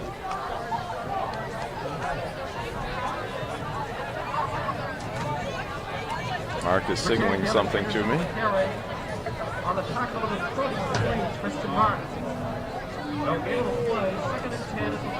That was one of those little shuffle passes. Oh, it's a pass. Well, Quarterbacks love those. oh yeah, that'll help the old percentage. We had Skowhegan Brewer last night. We were reminiscing about, what was his name, Marcus? Marcus Christopher? Christopher, the quarterback for Skowhegan a few years ago. I remember preparing for that game. I guess it was a Brewer at Skowhegan game back a few years ago, and the completion percentage was off the charts. Well, when you just throw them 6 inches, as long as they gain yardage, but he could throw the ball downfield as well. Yes, that was not the only reason for his success. Final seconds of quarter number 3 are going to run off here, and the two teams will switch sides as we head down the home stretch in this one. Quarter number 4 coming right up. Foxcroft up big, 55-13. This is high school football on Ticket TV. All right, back to the action here at Cameron Stadium. So we get things underway here in the second half. Rayfield with the handoff. And the carry there by number 32, that is Jacob Johnson. Number 32, Jacob Johnson. He is a sophomore. All right, let's take a look at these two schools going at it here tonight. Foxcroft Academy and John Bapst. Oh, wow, look at that. That is quite the Lovely photo we got there. Lovely sky. Yeah. You'll like the red. 450 approximate enrollment at Foxcroft. Jacqueline Turnlot is the athletic director and certified trainer for the Ponies, and Arnold Shorey, the headmaster, or head of school, I should say. Here's another rush for the Ponies. Again, it's Jacob Johnson. And now here's John Bapst. Christian Martin with the tackle. Shot there from Broadway. Good look at John Bapst Memorial High School. Enrollment 500. Dan O'Connell, not only the football coach, but also the athletic director. And the head of school at John Bapst is David Armistead. And there's some of the crazy John Bapst fans. I see Bapst. I Hanging in see there. somebody with a blanket on, and then I see somebody that's toughing it out all the way through. He's probably glad for running time, maybe. I don't know. Yeah, you got to be at this point. Well, they're young and they're Well, you just hope they don't catch a resilient. cold for but- crying out loud. yeah.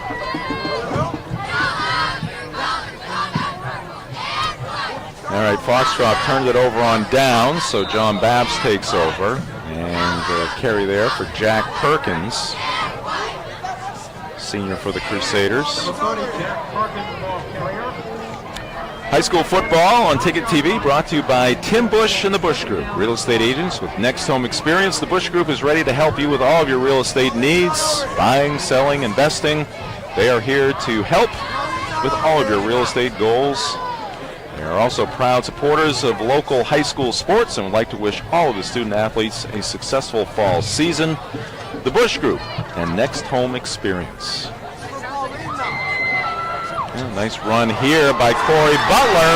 Butler down the sideline, gets away from a pony, and Corey heading for the house. He can't quite get there. Oh, so close. Inside handoff, gets it to the outside, races down the sideline. Probably thinking right about now he's in for the end zone, but 25 for Foxcroft. Jackson Smith, sophomore wide receiver and defensive back, with a dive to prevent the touchdown. Corey right there, his heart sank. He saw the crimson in that end zone. He thought he had it. I've got that as an 85-yard run from the 9 of John Bapst to the 5 to the 6 of Foxcroft. So that's 41 plus 44 is 85. That is correct. Quite a run there by Butler. Get the fans back into this ball game. He's had a big night. He has. I mean, well, he had over 100 yards receiving in the first half. And they give it back to Butler, give him a second chance here. This time, the result is not quite as good as the prior rush. Well, he might be a little tired. I think he was.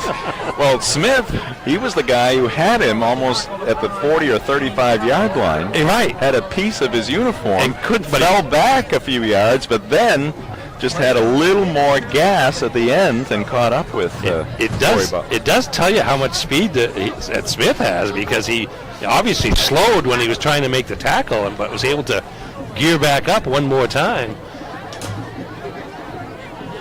Wanted to prevent that touchdown. And Corey Butler getting worked on down below. Cramps, it looks like. Cramp. Kimball hands it off. They go straight up the middle. Sea of high school football players there near the goal line. Crusaders will be denied on that second down play, and it's going to be third down and goal from the 2. I think that was Perkins again. Perkins on the carry.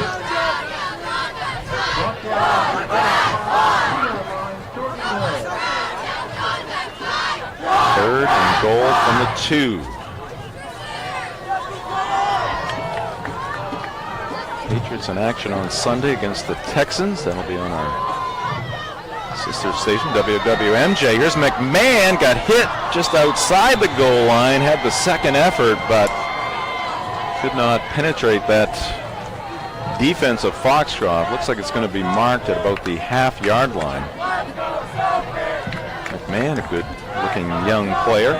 Really is. He's got good speed, and he tried to work on the power part of his game right there, and Foxcroft's front said, not yet, as now it's fourth down, as the Crusaders, with about 6 inches to go, try to punch one in.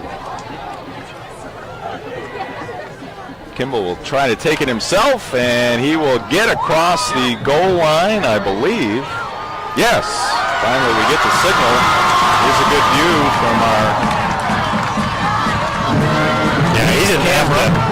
You can see it fell down about a yard inside the end zone. He didn't have more than a foot to go to get there. And Kimball, the senior, gets John Bapst on the board with 6:10 as the clock stops due to the S scoring.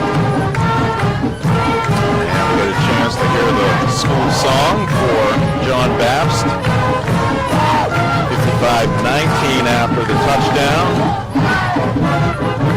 Cooley on for the extra point. Kick is up, and it is good. So John Bapst gets to 20.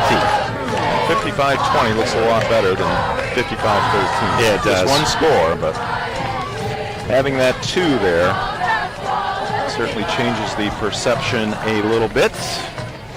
High school football on Ticket TV is brought to you by Herman Motor Company. From pre-owned cars, trucks, and SUVs to their service department, Herman Motor Company does it all. And Herman Motor Company now features Currahee trailers.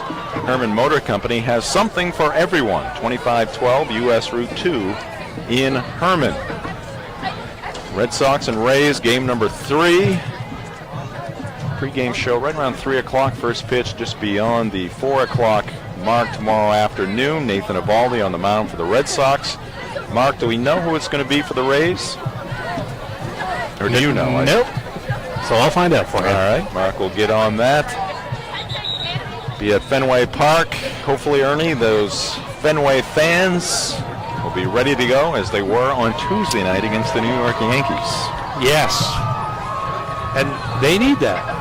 That's a weapon that really Tampa Bay doesn't have to the potential extent. No. Got the cowbells. Yeah, they got the cowbells, and they got the walkways up top to deny home runs. But the pitcher for the Rays is going to be Drew Rasmussen. What do you know about Drew? I know he's Mr. and Mrs. Rasmussen's boy. That's about it. Again, Rasmussen I think he's just rookie. 10 starts this year. That's definitely a rookie. 4-0. I mean, this is how the Rays do it. 2.44 ERA, impressive whip, .97. I mean, they've thrown out 3 very young pitchers. Baz had 3 appearances, I think, right? The start of the other night. Seems to me if you can throw 100 miles an hour, you got a spot in the rotation for the Tampa Bay Rays. Here's the kickoff by the Crusaders. Going to be fielded by Drury at the 15-yard line. Heads to the right side. And he is tackled at the 30. 5.5 minutes left to go in this one. Kick return out to the 30-yard line. Foxcroft Academy will start first and 10. So the Ponies are going to improve to 5-0. 5-0. They have the games left at home against Poland next Friday night. And then the big game down in Winthrop the following Friday night. Winthrop, Monmouth, and Halldale, the other undefeated team so far in Class D. And then they close out their season against Bucksport on the 29th before entering postseason play.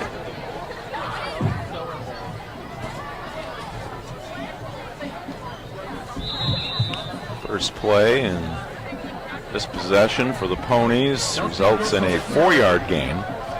It's Justin Gibbs into the game, number 8 for Foxcroft. Some low-scoring games in that Braves-Brewers series so far. 2-1 win for the Brewers last night. It's 3-0 still after 8 innings in Milwaukee. Braves looking to even that series. Dodgers and Giants coming up tonight, 9:07. Giants getting the upper hand in that series of a win last night.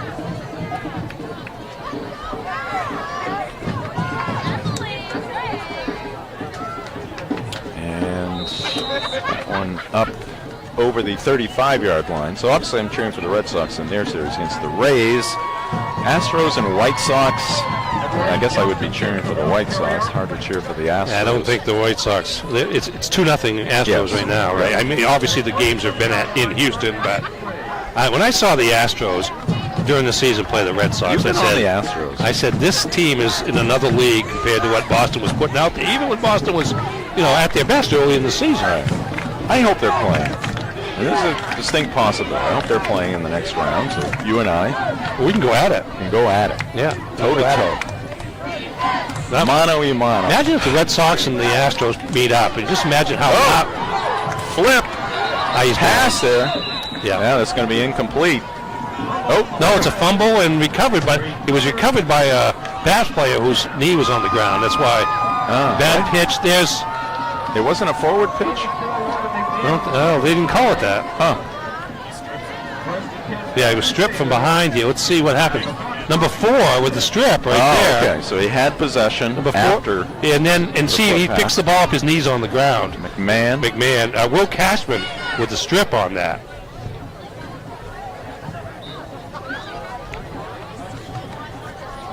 But John Bapst has a chance to punch another one in here with still 2.5 minutes to go. Yeah, if we're doing a radio show, I would do more on McMahon. And it has nothing to do with Logan McMahon or his family. Just Mr. McMahon. An old wrestling. Yeah. Say hello to Toby Nelson out there. One of the well, the basketball coach at Foxcroft Academy. He's a big wrestling fan. Oh, he is? He knows who Mr. McMahon is. Right. He is also the Grand Wizard said it, though. It's also a notary public who is did 2 weddings today. Holy cow! Here's Logan McMahon, and he's gonna take 3 ponies to bring him down. He's had a good night here for the Crusaders. So John Bapst, a chance to score late here in this one. It's about a 9-yard pickup on that play. 52 yards rushing for McMahon, and also about 30 yards receiving. So again, he's added up some yards for the Crusaders. Flag down on the play. Got a new quarterback, and a little option there, and taken out of bounds is going to be number 33, Tristan Martin, a sophomore running back. Penalty is on John the Bapst. Crusaders. Clock stops Because of the P. in tips. Or spit, I suppose. You could probably use that word if you wanted to, but tips is a little cleaner. A little more appealing. Yes. They are going to accept the penalty because that was a pretty good gain there. 5 yards. Well, we got plenty of live sports action. Sports Radio, 92.9 The Ticket. Just about every week, but it's going to get hot and heavy here in the months of October and November. The quarterback for the Crusaders is Will Cashman. He'll keep it himself down to 55 seconds. I want to remind you, weekdays on Sports Radio 92.9 The Ticket. In the morning, it's the morning line from 6 a.m. to 8 a.m. And then for your afternoon drive, it is the drive from 4 to 6 p.m. I'll try to show up this week. That'd be nice of you. And Crusaders going to get the first down here, but with the running time, the clock is not their friend, but we'll get a timeout here. Tristan Martin, as Dan O'Connor wants to play this out. It's a good exercise. See if you can punch one in. It'll be first down with 26.4 seconds. I don't know if he's used a timeout yet in this half. I think it got away from it. Got away from it so early that wasn't much they could do. So they may play this out here for a minute or two. And also looking forward to University of Maine basketball coming to Maine Sports Leader 92.9 The Ticket coming next month. Both the men and the women open their seasons on November 9th. Matter of fact, on the 19th, there is Ticket doesn't do women's hockey, but there is a women's hockey game at UMaine, and also the University of Maine men's basketball team plays UMaine Fort Kent at the Pitt Memorial Gymnasium that night, and that's why, because of those events, that's why the Class D state championship football game has been moved from Morse Field to Cameron Stadium here in Bangor. All right, clock starts again, and this is McMahon. He picks it up, breaks a tackle, still on his feet. Logan McMahon into the end zone. Touchdown, Crusaders. What a play there by the sophomore, Logan McMahon. The ball bouncing around, the ability to reach down and scoop it up cleanly, break a tackle right after that, then evade a couple of ponies and power his way into the end zone, holding on to the football. Goes as a 14-yard touchdown run with 12.6 seconds left, but quite the adventure for McMahon to get into the end zone, and, well, 55-28. You're not playing for moral victories here, but they have shown an ability to move the football against Foxcroft, as the kick is good. So it's actually 55-27, but still. And that looks even better than 55-20. Sure does. So an impressive performance by the Foxcroft Academy Ponies. They are looking good. They're going to improve to 5-0. they continue to roll in this 2021 season. But for John Bapst, homecoming night here at Cameron Stadium, their return to Cameron Stadium, certainly a valiant effort. And good to see them playing hard to the finish. Mentioned absolutely. Maine men's basketball, I should say. They're going to open up on November 9th at Virginia Tech. And the women will open up against Nebraska. So today is the 9th. So a month from today, or tonight, I don't know what time that Virginia Tech game is, but a month from today, Black Bears will be in action. Quite a different team this year. On the men's side, 9 new players and an entirely new coaching staff under head coach Richard Barron. So we'll see if they can make some improvement. This will be, year 4, I believe, of Richard Barron's watch as head coach of the men's team after, of course, he was the coach of the women's team for a number of years. 12.6 on the clock here at Cameron Stadium. We'll have the post-game show after the conclusion of this game. Just some highlights and some stats. Beaudry with the return. And the clock stops because we are within the 35-point differential. That's right. 28.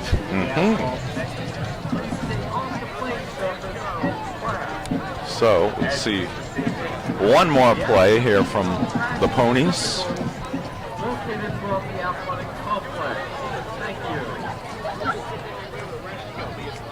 Well, good night again. Some of the things we talked about before, the spirit shown by Crusader alumni and current students. The band was outstanding. The Purple People, or whatever they're called, they did a great job as well. They were pumped up. And just taking a knee there is Rayfield, and that will do it in this football game here tonight. The final score, Foxcroft Academy 55, John Bapst 27.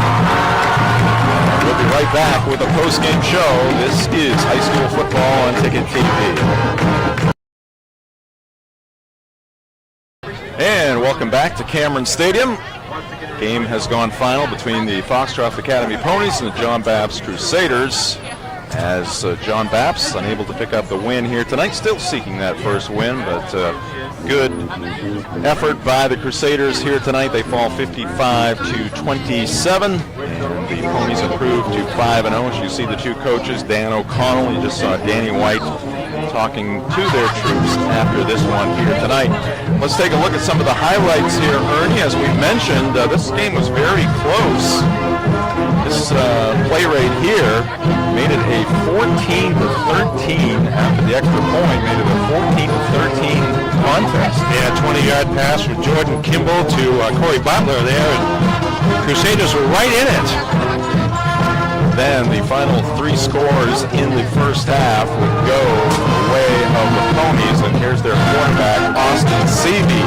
16 yards on the keeper there to make it 21-13 with 4:30 left in the first half. Guy who had a big night here tonight, number 27 in white, Jesse Drury. Yeah, that came after an interception by Gage Beaudry that set Foxcroft up at the 33, that 3-yard touchdown run, and then there was a fumble, excuse me, that gave Foxcroft a chance to score again, and this is the first score in the second half to number 14 for the Ponies. And the fumble here by John Bapst.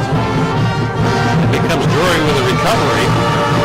Just a lot happening in a very short period of time that kind of changed the complexion of this game as Drury returns the fumble for a touchdown. And here's another play that some pretty good hand-eye coordination and athleticism by Logan McMahon as the errant pitch he was able to pick up without going to the ground, and then he just worked his way to the end zone for the final touchdown of the night. 20-yard run, 20-yard run on that play, and pretty good athleticism there. I mean, if you're John Bapst, you're obviously not happy. You made too many mistakes. You lost the game, but they showed some signs. And if you're Danny White, you're happy you won, but you made enough mistakes, so there's plenty of coaching tools on that side as well. Even though they scored a season-high 55 points. But they'll take the win and move on. Like we said, they've got a game against Poland at home next week. Poland, Maine, not Poland, the country. That would be something. Yeah, so We might have to cover that one. that bus driver gets a lot of mileage. And then after that, if the Ponies are able to prevail in that game, then comes the showdown with Winthrop for first place in the Class D regular season standings. All right, Ernie, give me the top 3 stats of the night. Top 3 stats of the night. Feature here Jesse on Drury, 8 rushes, 161 yards. Austin Seavey, pass for 73 yards, ran for 50. Corey Butler, 5 rushes for 87 yards, and then he had 4 catches for 100 yards, all in the first half. And, excuse me, Kimball, the quarterback, 7 for 14 for 142 yards and 1 interception, all in the first half. Not so lucky in the second half. A couple of interceptions that led to Foxcroft touchdowns, but the big one is Foxcroft 55 and John Bapst 27. All right, it was a busy week on Ticket TV this week. 6 games, 4 soccer games and 2 football games. Have another busy week coming up as we head down the home stretch of the fall season. This basketball season is a couple months away. On Monday, doubleheader of soccer at Herman High School, Pottle Field, girls first from Herman against MDI, Trojans and Hawks on the boys' side. Right after that, on Tuesday, Brunswick at Brewer boys soccer. Wednesday, Herman at Old Town boys soccer. And then on Thursday, that should be Herman at Old Town girls soccer. That could be reversed. Not sure, but it will be Herman at Old Town soccer on Wednesday and Thursday, and then Friday, Winslow at Herman on the gridiron. All right, that is going to do it for our broadcast here tonight. Do we have credits for this one? I want to give credit where credit is due. A great crew here tonight. Ernie Clark working with me here on the broadcast. Mark Paulette directing the show. Max Pottle did all of the graphics. And on camera, Max Pottle, Nate Bailey was up on the roof of the press box, McKenna Harriman, and Matt Cunha as well. Great job by the whole team here tonight in this broadcast. Ernie, thank you. My pleasure. Always a pleasure. All right. And I will bid adieu. Final score, Foxcroft 55 and John Bapst 27. Jim Churchill saying so long from Cameron Stadium. This has been high school football on Ticket TV.